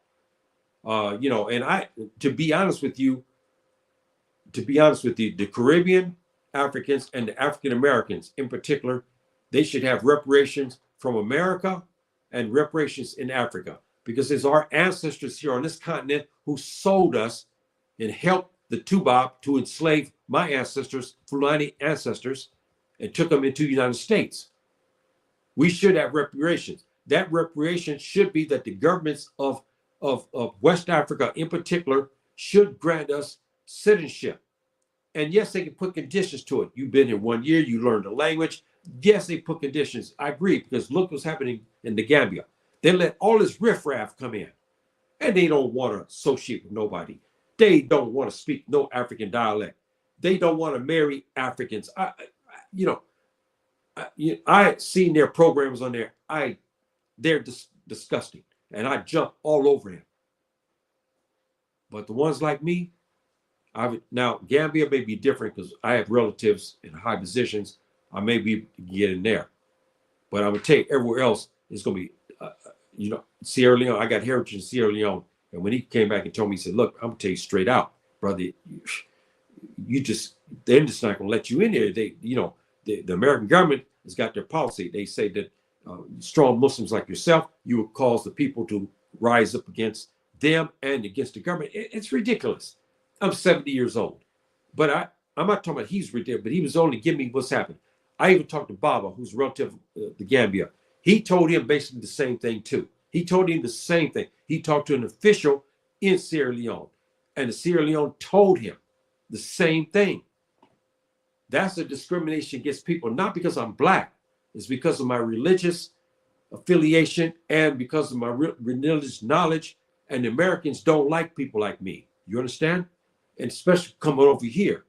So they make up lies, say, look, you let this man Yahya, you come in your country, you're going to have revolution. That's ridiculous, but this is what they sold. And our people are still not free. Burkina Faso, I believe the president is for real. But we'll see we'll see if he's going to open up his doors and start giving African American citizenship. But if he do, I suggest, if I had a chance to talk to our dear president of Burkina Faso, I would tell him to weed out the riffraff. Don't bring the harlot from Los Angeles to come to there. And she's opening up her legs to everybody there. We don't want her there. Or the brother who's slinging his private parts all over the place either. We don't want that either. We want people come to invest. We want people who want to become African. We want people to come in and adjust and learn a language that what country that you're at, and to adjust there. This is what we want. We don't want these enclaves. Even in Ghana, we got African Americans that are over here. Why do you come to Africa? You could did that back in LA or San Diego or Georgia or somewhere. You come to Africa and you don't want to assimilate with your African brothers? Excuse me. That's wrong.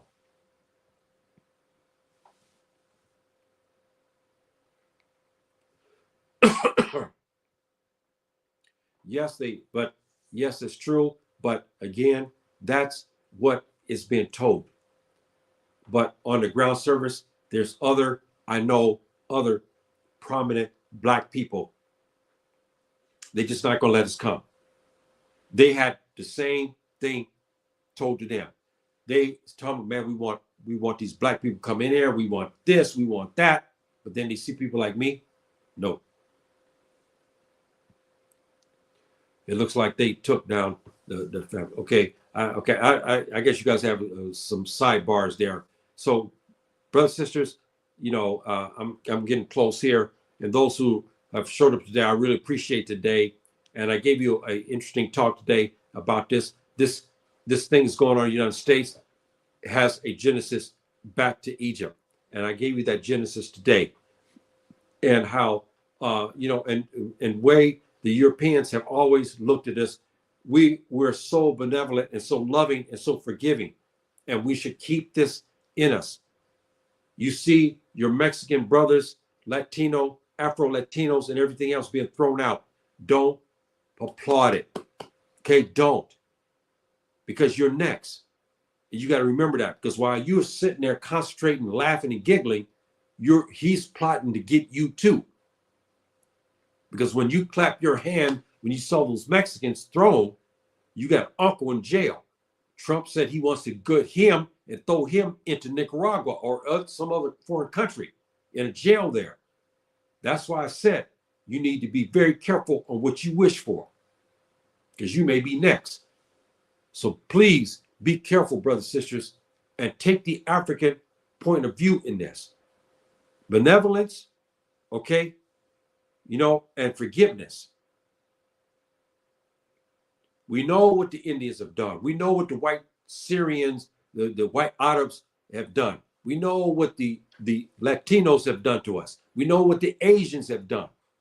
But you don't reciprocate that. Now they're catching hell now. You don't sit there and don't help them to do that to them. Yes, they helped the Tubob to fight you. Yes. But you don't reciprocate, because that Tubob that you go to assist is looking at you. He still considers you the N-word. Don't assist him. The prime example of that, brothers and sisters, is the Civil War. We went to fight for that. If you remember, there was incidents where both the North and South soldiers turned on black troops and killed them. There's stories about that. It's proven. See, you got to be very careful. If you sit in the United States and you go to side with the Tubob, in this case, like this, he's not for you, because he just discriminated against you. So now you see Latinos being thrown out, and Asians and white Arabs, but don't take his position and don't sit there and applaud it, because you're going to side with him. He wants you out too. See? So you guys, please be careful. Please, please be careful. And, and take the African approach to this. I look at that too, because brothers and sisters, I'm going to tell you something right now. When I see this, she looks a lot like the girl that I saw, the young woman that married the African American. She's Mexican, and I don't care what you guys may feel about, because we know what's happened, especially in California. A lot of the Mexicans, they discriminate. We know what's going on with that. But she married an African American, and she had 3 of his children, and now she's gone. ICE came and got her, took her out. And, that's a sad epitaph, because she has 3 children there. She has a husband, and she's got 3 kids. She's thrown back. She will never be able to come back inside the United States. It's finished. So what is he going to do now? That's your brother. He's African American.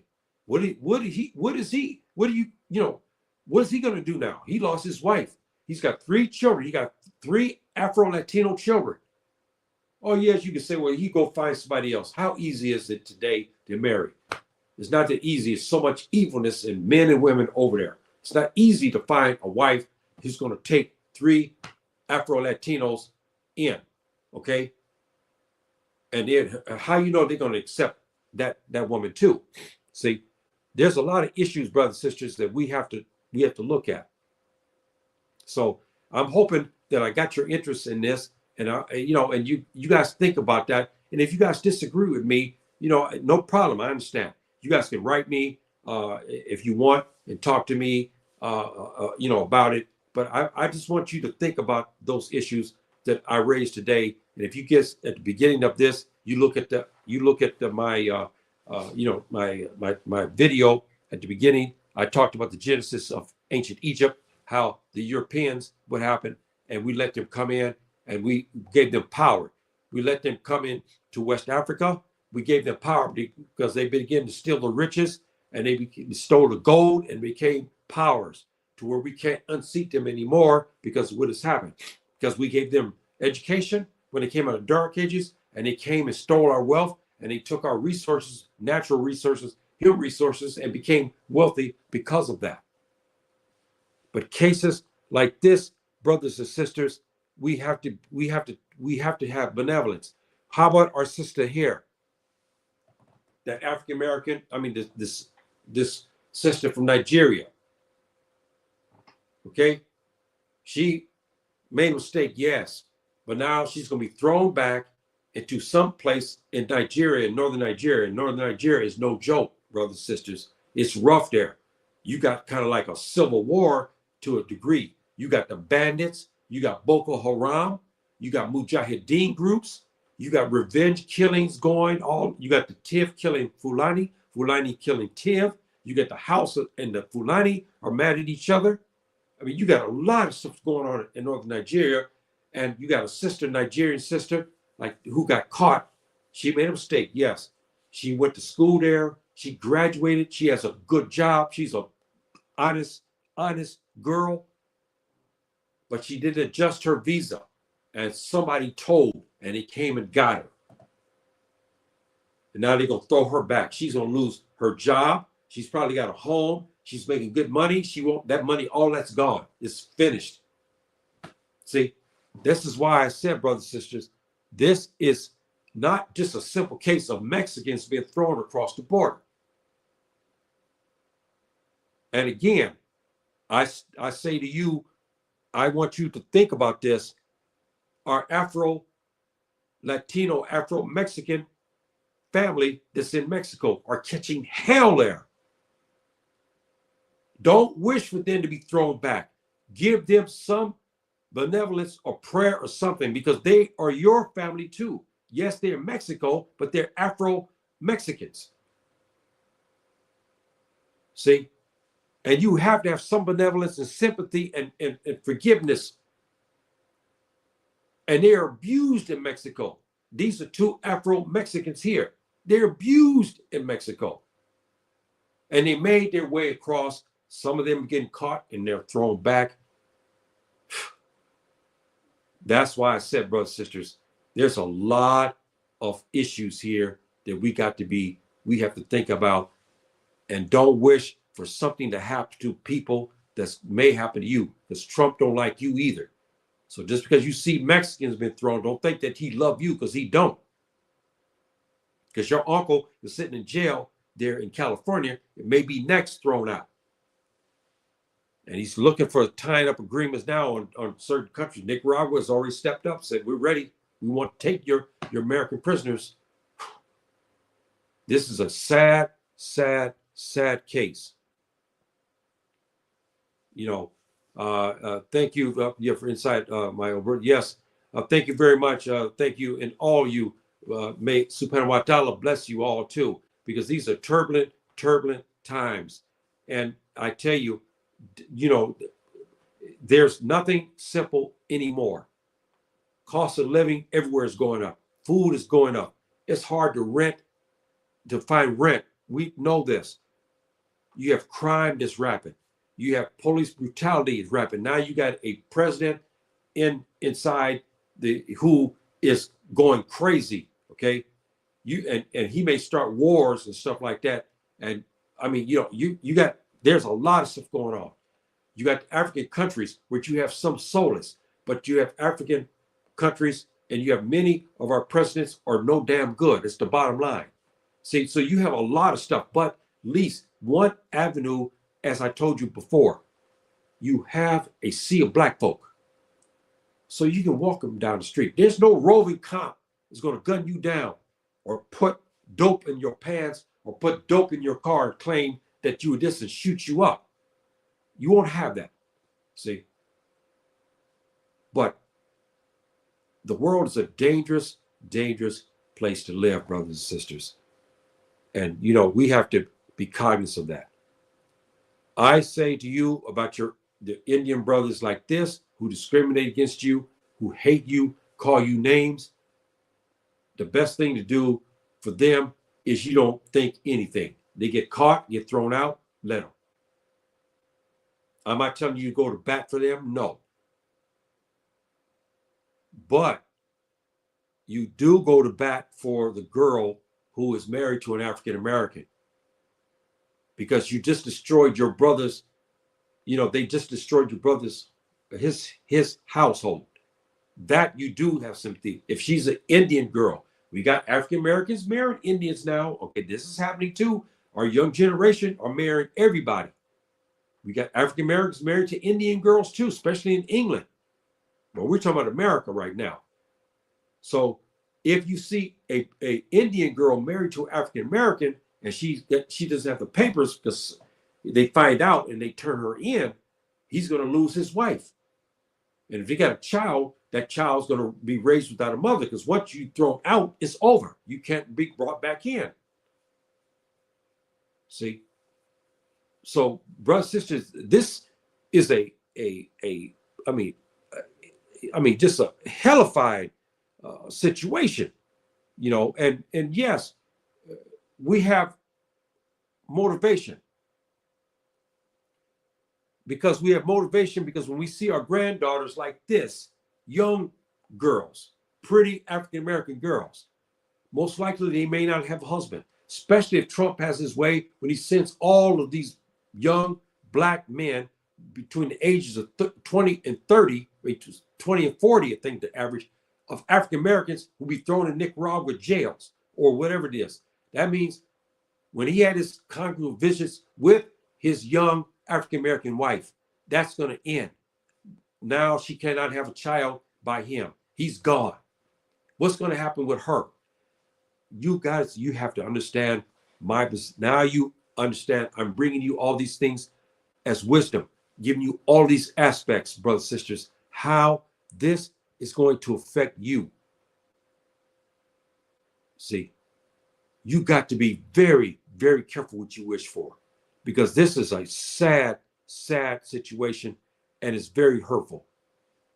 On one hand, you think that our little girls like this, our daughters, our granddaughters like this will benefit from that. They will not, because I think Trump is serious. I saw him on TV. He wants the criminals out.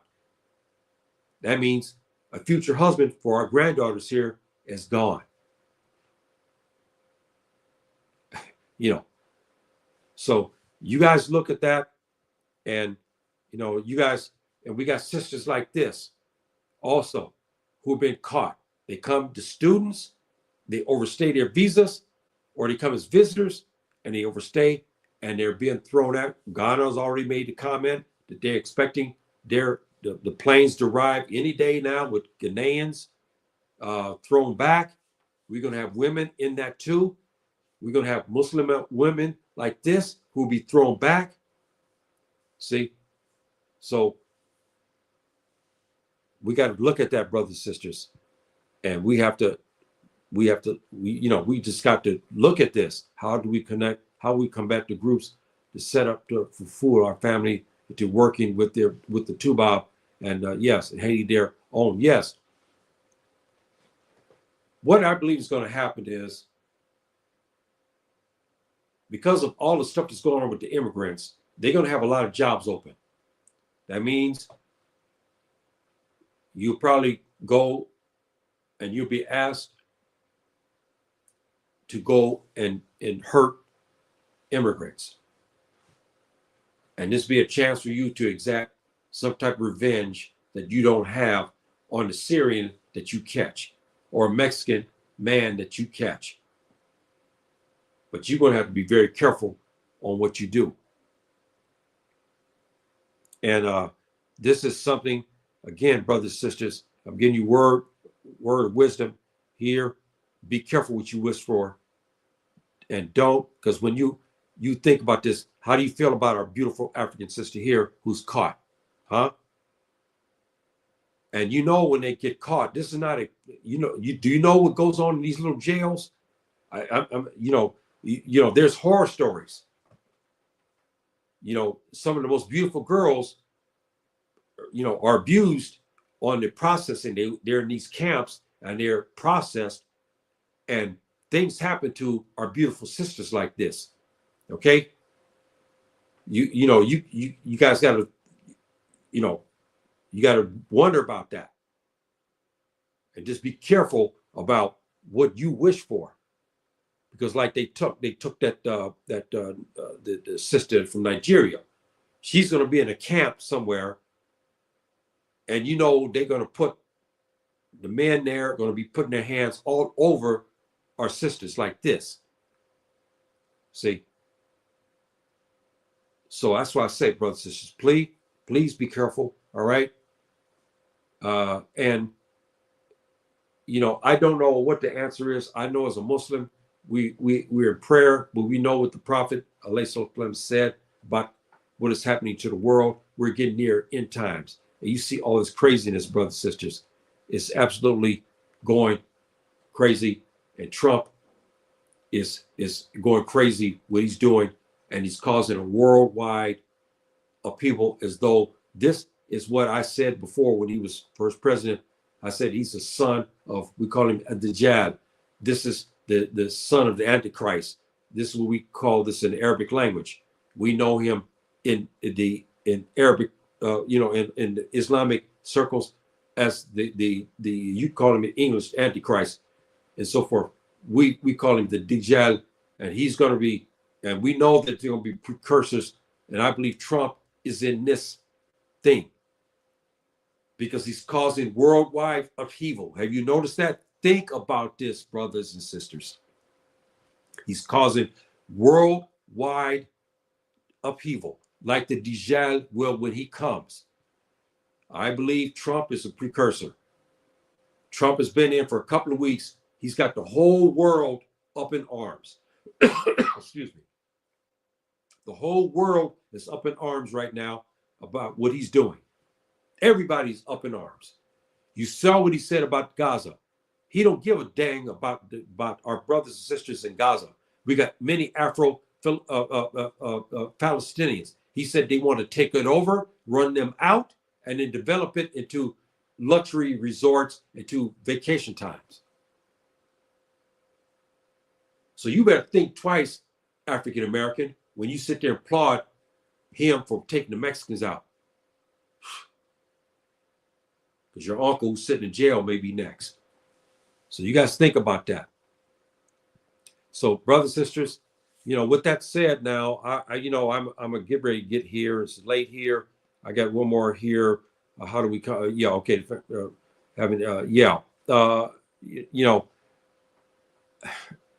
I can't tell a person what to do. You go work and so forth. You work. You have no other choice sometimes to do something. African Americans have always been thrust into situations like after the Civil War. We have black soldiers who fought against the Indians. We always had situations like this happen. I can't tell you what you should do in this regard. Only thing I can tell you is that you keep the benevolence and so forth in your heart and forgiveness. This is the best thing.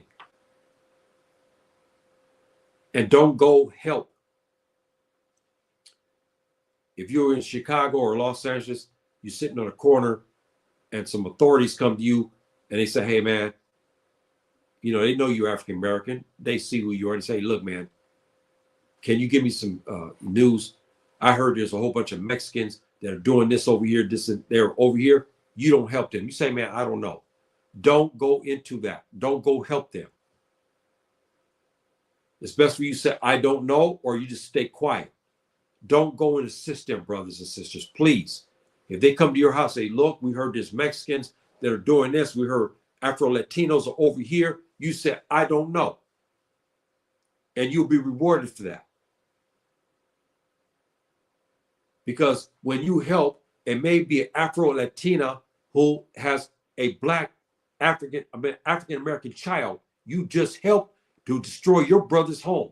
You be careful.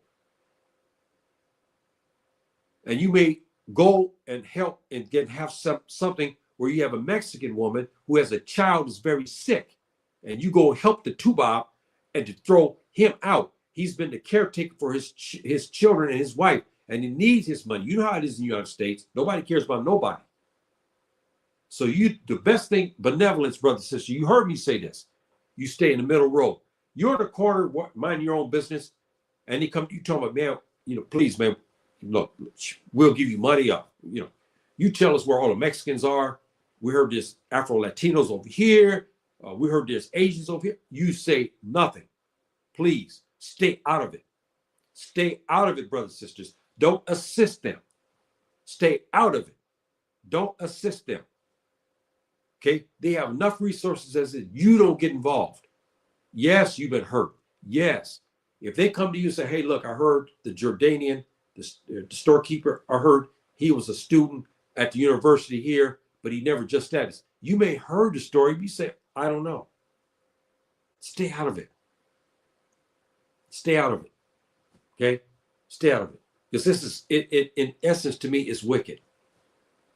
When I saw that Mexican girl, I mean, it saddened me.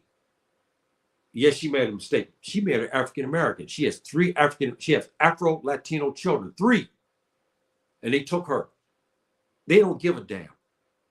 They destroyed that man's household. He's got 3 small kids there. They destroyed his household. They don't care. Don't help them. Please. Okay? Don't. Now, of course, we know the law. We understand that. If there's certain circumstances you can't avoid, if they're going to throw you in jail, that's different. If you know something over here, you got to protect yourself first. Yes. But if you're not under no compulsion, don't do it. See? But if you're working in a situation and they come to you and say, look, we're going to arrest you for obstruction because you don't do this, you do it. Because you got mouths to feed yourself. You got to take care of you first and your family first.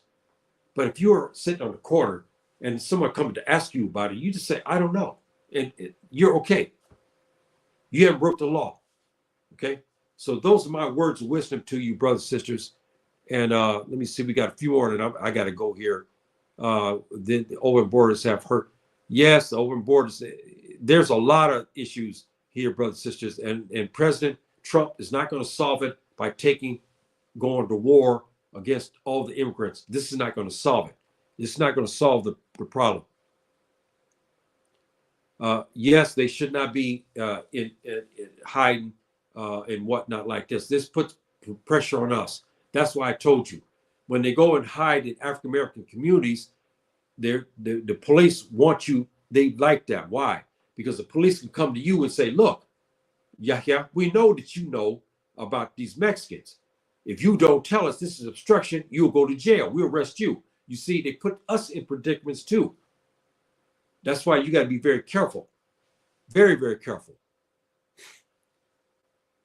Yeah. I know they supporting it. It's a very touchy issue. Yes, they're illegally here. They broke the law. They did this, but there's more to it than that. We have to be very careful on something like this, because what we're doing now, we're hurting, because there's a lot of jobs still. How many African Americans are going to work? Because it's like slavery time now. You're going to go work in the fields there to pick strawberries and lettuce and onions and tomatoes and all that. You're going to say it's beneath you. You see, your ancestors did that as slaves. You won't work like that for pennies. Mexicans and immigrants are working in these fields to do that. Now they're going to have fields that are left that are not being tilled, and then they're going to start asking you, African American, who don't have a job, do you want to come work under the two-bob and under slave conditions? That's why I told you there's a lot of issues here, brothers and sisters. Take it from your elder. There's a lot of issues here. A lot of issues.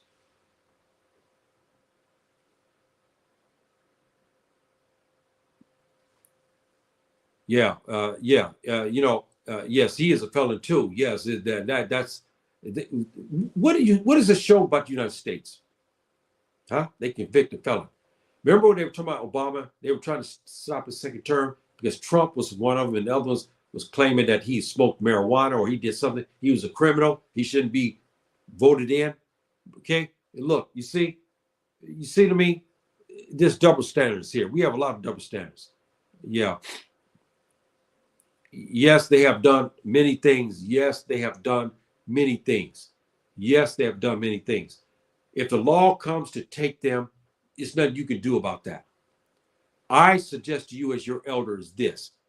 If you're working say you work in a big paint factory, I'm just used for it, or you work in McDonald's, I'm saying for instance, and the police come to you and tell you, look, yeah, you work here. We know you know these Mexicans who are cleaned up around here doing this. There's 10 of them.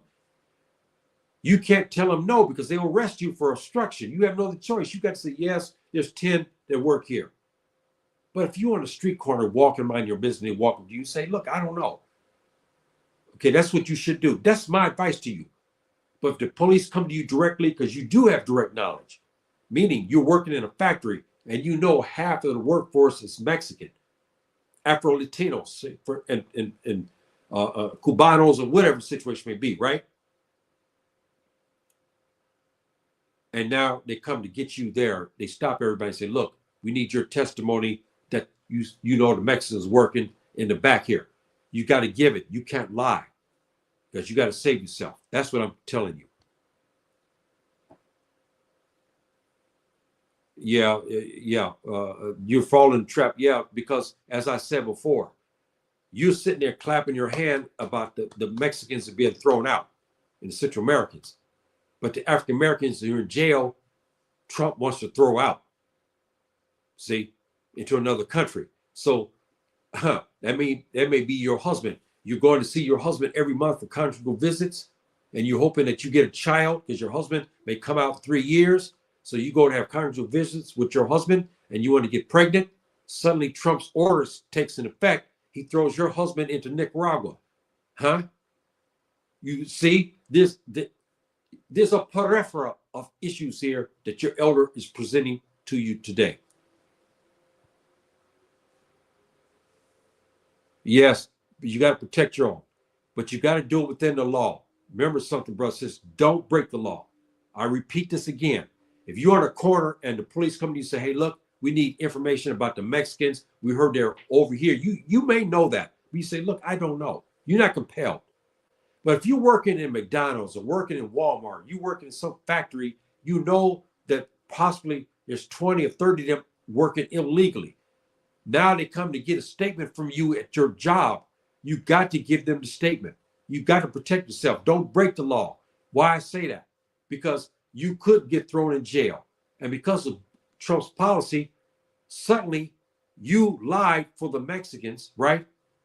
Okay, they throw you in jail. Now you may be deported yourself to Nicaragua or some other country to do jail time. You see the position that we're in.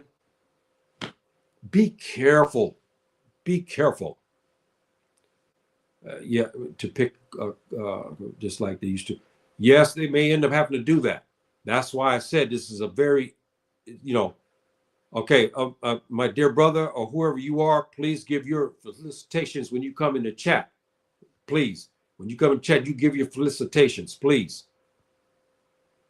Or not illegals. Yes, there. Yes, my dear sister. But pull up Trump's tape. Pull up his tape. He said he wants to throw them out, and Nicaragua has already come to bat for them.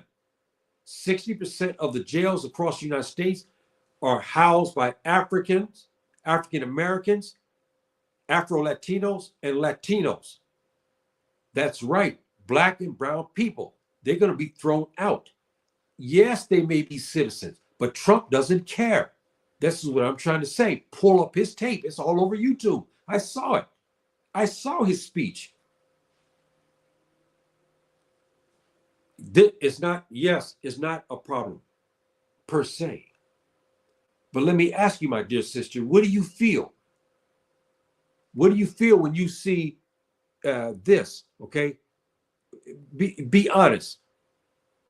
This girl here married to a African American. She's got 3 children. She's got 3 African American children. That was called Afro Latino. Are you going to say that you're happy to see her thrown out when your brother now is going to suffer because he's got 3 small children? His wife is gone. He didn't know that his wife was illegal because he knew her from childhood. They went to school together. We had this in Compton a lot where I grew up. We have a lot of kids. I mean, and we found out they were illegal inside the United States. And you marry a Mexican girl, you have children. So how can we be happy to see her leave and she had 3 African American children? See, that's why I said we gotta be honest, and we have to be caring. Yes, and again, yes, and that's why I say, what may happen to them is going to happen to you, and you already catching hell. You're not going to be. You think they're concentrating on the Latinos now, but they're going to come. But they're going to come get you again. You know that they'll have spurts here where they start killing black folk again all over the country. See, so again, you're not out of the woods. You may have a breather right now. You'll be able to go to sleep easy. But once they finish dealing with the Latinos, they're going to come back after you, black man and black woman. And you know that. Yes, President, yes. And again, this is this is a very, very serious issue. Yes, yes. But on the same token, my dear sister, let me ask you something. I want you to tell me about this. How about this? The Afro Mexicans, they are in your African family, huh? What about them? They left Mexico because you think you have it hell there in the United States. They got twice as hard over there in Mexico than you have in the United States. Now they come into the United States looking for some peace, even though it's a hellhole. It's better than in Mexico. Do you want to see them thrown out so they can go back? And I tried to find a picture I had of these Afro Mexicans. Every one of them's got very light-skinned babies. Why? Because if you read the stories, they have to go work under bad conditions, and they get sexually abused because they discriminated. They have no jobs. The girl goes work there. The boss says, "I like the way they look at because they're Africans. You know what I mean? And and our sisters have our bodies, and they go after and they pregnate the girls. I mean, you guys got to ask that question. Do you want to see them? You want to see them thrown back into a hellhole situation? You got to look at this and have this benevolence, brothers and sisters. See, we have to look at this, and we have to, But again, how about our Afro Mexicans, Afro Latinos? What about them? So we could all have our opinion about this, and this is a touchy issue, and it's not an easy answer, and it's not an easy answer. And so right, yes, and Trump he's got the 14th Amendment protects African Americans, but how about the African Americans in jail? He's tweaking the laws. That's why I try to tell you, these 2 girls who are going to get hurt, you may see your brother, father, or whoever's in jail in the same boat as these Afro Mexican girls, thrown out of the country, even though they're supposed to be protected under the 14th Amendment. They will be thrown out. So, yes, And we suffered from all the Indians, everybody is discriminated. But but we have to be careful in what we do. And I told you to take the benevolent part of this, go straight down the center. You don't wish for things and you don't ask, and you don't support it. So you stay in the middle. You don't ask for them to be thrown out, but you don't, and you don't give support to them either. You stay in between. But those who are married to African Americans, you got African American women too, do have Afro Latino husbands. Now that's growing too in Houston. And if King Cam was here, he'd probably tell you in Dallas, there's African American women married to Afro Mexican husbands. So what about that? You want to see your sister's home destroyed? I mean, we have to, we just have to be very careful in what we wish for. Yeah, yes, that's true. And many of them, but the younger generation are starting. There's African Americans who went down to Guerrero and other places in Mexico. They've started to meet with them, and now we're starting to have collaboration with our Afro-Mexican family there in Mexico. We're starting to have this understanding. We already know in San Diego we have Afro Mexicans married to African Americans. We know that already. We have those situations already happening. So some of them are starting to understand their heritage, and so they're starting to marry. And again, that's why I said this is not an easy issue to go. And we have such ignorance of our people. We need who needs enemies? Yes, yes, but the best. But again, I say to the black people here, you're next, because you may have a cousin that's sitting in jail is going to be thrown out. See, and everything. We as black people have it tough enough. If his wife is a Afro Latina and she's thrown out, we hurt that brother. Okay, we hurt that brother, and he's got children too. And those children are still Africans, even though they're mixed. They're still Africans.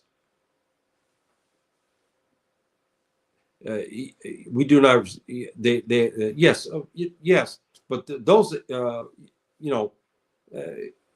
they do not support. Yes, we know that they don't, and a lot of that's our fault too. Speaking of that issue, you guys think about this. The African Americans, okay, you're derelicting yourself. The people hate you, yes, not necessarily because you're black. It's because they see you as a confused people. You yourself diss your African heritage. So how can you expect people to respect you when you can't even respect your own heritage? You see? So that's why I said there's a lot of variables here. How you expect a Mexican to look at you and respect you when you talk against your own heritage? How many Mexicans talk against their own people? I'm not talking about some situation, but we talk, African Americans talk against Africa all the time. See? And so how are you going to expect them to respect you when you yourself don't respect, yourself, and you diss your heritage? See, this is why I said this is a very, very, very, very, what's with the wrap on your head? Okay, wait a minute, dear sister. Whoa, wait a minute. Are you talking to me now? Okay, wait a minute here now. Wait a minute. Whoa, dear sister. Now, if you are, wait a minute now, if you're addressing me in this fashion, you got to be a two-bob. You got to be a provocateur. Because if you better go, if you're African American, you say this wrap is on your head. Let me tell you something. This is a turban. Our African ancestors, before the Arabs came to visit them, they were wearing turbans. Yes, my ancestors are Fulani. They wear turbans. You understand? I'm not getting upset, but I'm straightening you out. If you African American, you say something like that, you need to understand your history. See, as a matter of fact, that kind of comment, you going.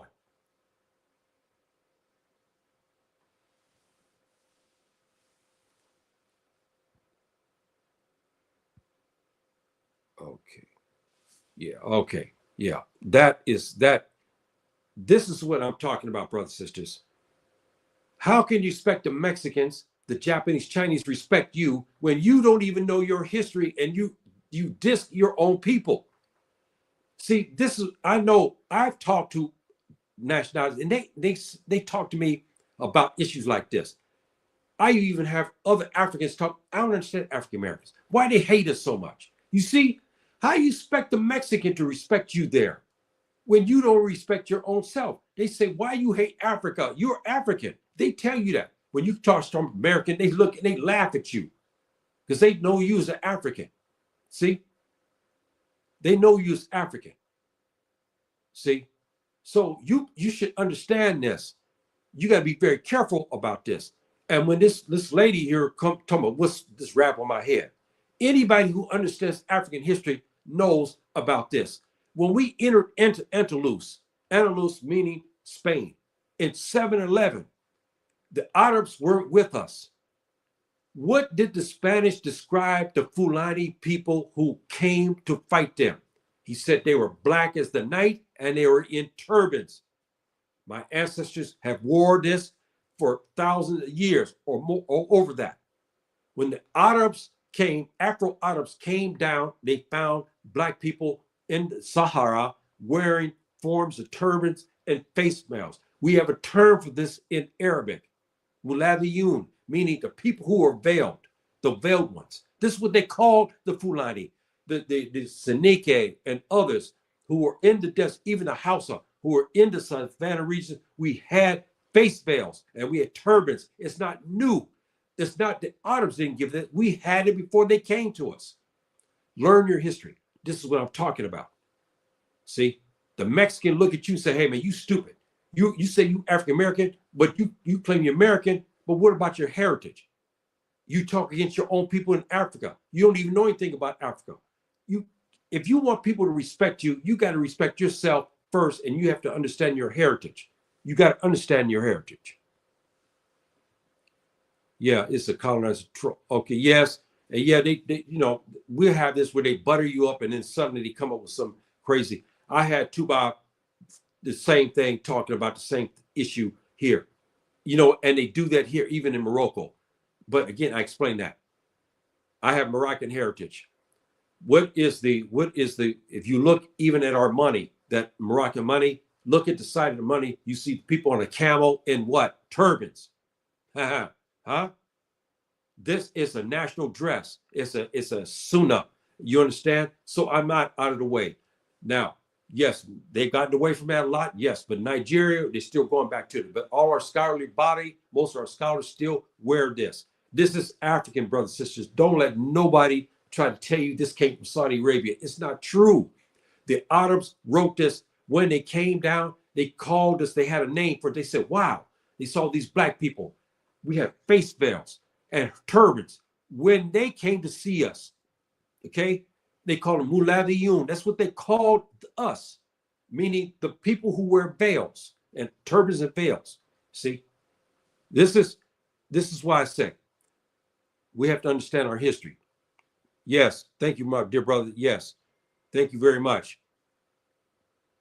Yes, yes, thank you very much, my dear brothers and sisters, for your guidance and for your patience and everything. I kind of lost a little bit of which I think was probably too bad. But I'm gonna tell you right now, I'm defensive of my African people. I'm not a common African American. When you go to African American and tell you, and he'll start to talk crazy about Africa, I ain't into that. You understand? I know my heritage. I'll tell everybody, me Pulo and Fufuri, I'm Fulani. That's what I just said. I take my heritage seriously. Also, I have Amazigh heritage as well. The heritage here in Morocco and the Sunnah is this. If you look at West Africa and the culture, the Fulani, all that. We wear face veils in the desert well before they came in 700. Okay, the Arabs came to us. It's a sunnah. It is what we do. That's how we dress. Okay, and we look good in it. I'm upholding what my ancestors have worn, and I will not shy away from that. I will not shy away from that. I will not go and put on an Armani suit. I had to do that in the United States. I'm here in Africa now. I'm among my people. I love my ancestors. You understand? I love Islam. The Prophet wore turban. He has special conditions for people who wear turban. We call imama. This is what we call this in the Arabic language. I will wear this because it's my ancestors wore this. Okay? And I'm proud to honor them. And also follow the way of the Prophet, which is the turban. So I had to get that out. I had to get that out to make sure everybody understand that. African Americans, you should be just as much zeal about Africa as I am. The Mexican will respect you then. The Latinos will respect you more when you start showing your respect for Africa. When you keep dissing them like you do, they look at you. I know what Mexicans have said, because Mexicans have made comments to me over the years. And I had some good friends who I grew up with. And we started to talk about things. And they said, man, I never understand about the black people in America. Why you hate Africa so much? And you know what I mean? And I'm listening to him. And he made the point. He said, look, he said, my people can respect you because you guys don't even respect who you are and what you are and your ancestors. Oh, that's telling. He's not African American. He just told me the truth. See, that's a warning for you, African Americans. Why I told you benevolence. Don't wish those things on the Mexicans and everything. You stay away from that. You don't help and you don't wish for what's going on. Okay, it's Subhanahu wills that. Okay, that's the way it is. You let it go, but you don't assist it either. You stay in between there. And my suggestion to you, African American, you're right. It's not an African American problem about that per se, right? But you, African American, go back and learn your heritage. That's my advice to you from your elder. Learn. I'm not saying in California you can't wear this, but I'm saying you learn about your African heritage. When you start showing how you're proud of your blackness, not by just talk, but by culture and everything else, the others will begin to respect you. You take all around the table: Japanese, Chinese, Mexican, Colombian, and you're sitting here. Everybody else is talking about their heritage and everything. They're over here talking. You over here talking against the Ghanaians. You're over here talking against the Gambians. You're talking against the Moroccans. You're talking against the Zulus. And they look at you. While the Japanese is praising his heritage and everything else. The Colombians are praising theirs. The Mexican praises his. The Dominican, he praises his. But then when it comes to you, you got bad words to say. Oh, the Ghanaians are this. The Gambians are that. The Senegalese are this. The Moroccans are that. You see my point. I am passionate about that because I'm trying to help the African Americans too reclaim your heritage. When you do that, others will love you for that. They will love you for that. Okay, when African Americans realize that there are hostages and not citizens, they will move. Yes, and where are they gonna get the freedom? The only place you'll be able to actually really, to be honest with you, to get freedom is here in Africa. But you can't come to Africa with empty pockets. You just can't do it at this time. What you should do is you build up an economic base, and then you take your fortunes that you have, and then you come here. Brothers, sisters, I don't have my dear cousin. She's not here today. She had an interesting thing. I saw on YouTube here. This African American, she moved to Ghana. This sister told it good. She talked about how she had high blood pressure and all her eating habits, everything, because she had lost sons to gang violence. Another son was killed by police. She had another son in jail. So finally, when all of this was gone, she came to Ghana. She talked about she restored her health and she did everything. And she started talking about how she now understands. She said she come out the house now. She doesn't feel like some cop is going to come after her. She goes among her own people. You see, there's some freedom in this. But she was smart. She built up her base, economic base. She bought a nice home. Okay, she got a nice home. And even though it wasn't paid for, but because of the value of the home went up, she got good money for her home. Plus, she had savings. She came to Ghana and she invested in land and a beautiful home. This is what you do as African Americans. Don't come to the Gambia. Don't come to Ghana or Sierra Leone, any other place in Morocco with empty pockets. Don't do that. Build your base in the United States. Use it for that, and then get your freedom coming to Africa. Because that money you got there, you can build beautiful homes here and a lot of land, and you have people to help you to take care of your property. You have people, if you want people to clean, we have all of that in Africa. You have that. And it's not slavery either, because you pay them well for that. And we got sisters here who can cook off the charts. You understand? Okay, you put them in a home and stuff like that. These sisters can cook, man. I'm telling you, okay? And you pay them. They're retired sisters and stuff like that. You bring them in your home and let them fix your meals. And you doing a good job. And it's the Sunnah, as far as Muslims. She's fixing good food for you. You pay her well for that. We got a lot of good food here, especially in Morocco too. Everywhere in Africa, brother. Oh, let me tell you right now, your health will restore once you come here, and your freedom will be given to you once you come here. Just remember that. You know, I had a funny feeling about Valerie.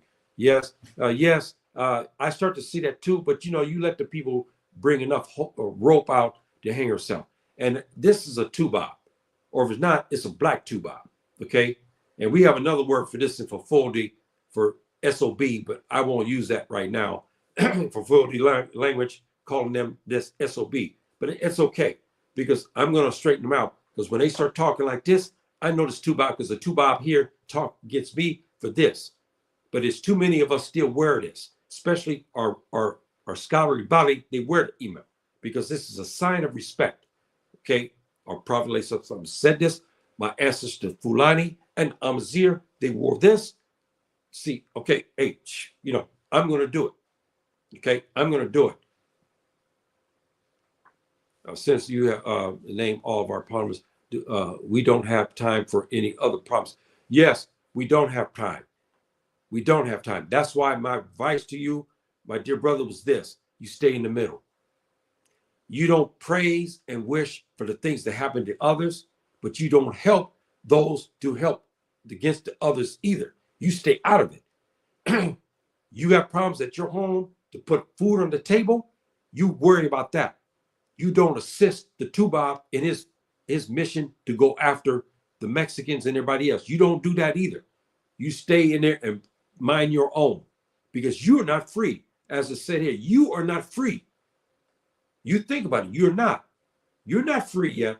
You may think you are, but you're not. See, we have to be honest here. I mean, I'm telling you right now, the minute you get on the airplane and you come here, you start to feel the shackles being removed. I'm telling you, I wish my cousin was here. She had to take, this sister talked good about this thing about the freedom. She said, they're not free there. She said, no, she says, you won't feel this freedom till you come here. And she's correct. She's correct. Because you just cannot. I'm sorry, the filthiness of the United States is so great, you just cannot.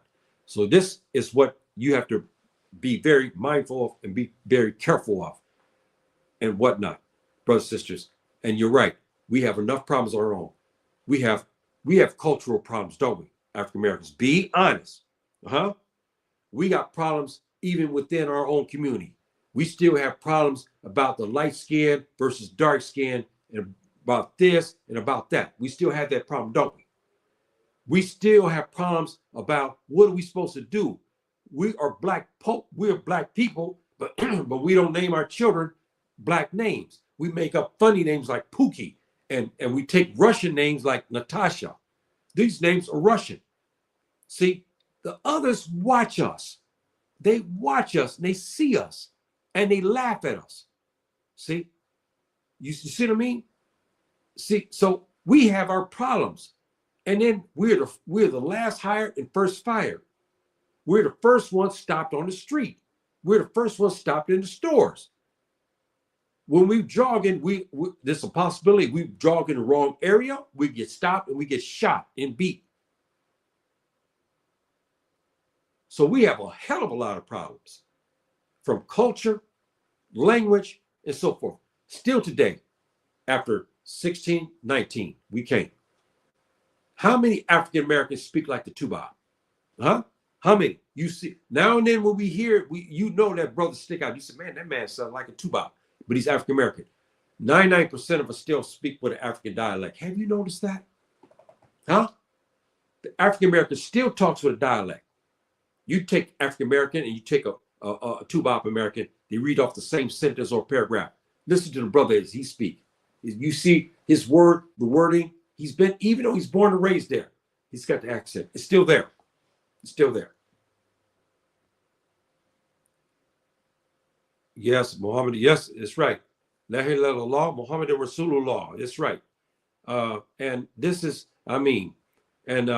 this is for the Muslims and so forth and so on. This is a particular thing, again, where we talk about Subhanahu wa ta'ala knows everything. We have this phrase in the Arabic language we call Allah alam, meaning Subhanahu wa ta'ala, he knows, it's him. He knows best of all things. We believe this, and we do believe that. And I told you, and I'm going to go with this again with my teacher when I was in Ghana in 2002, what he said about we have these issues. We see the Mexicans, we see all the stuff going around us. We don't know what to think.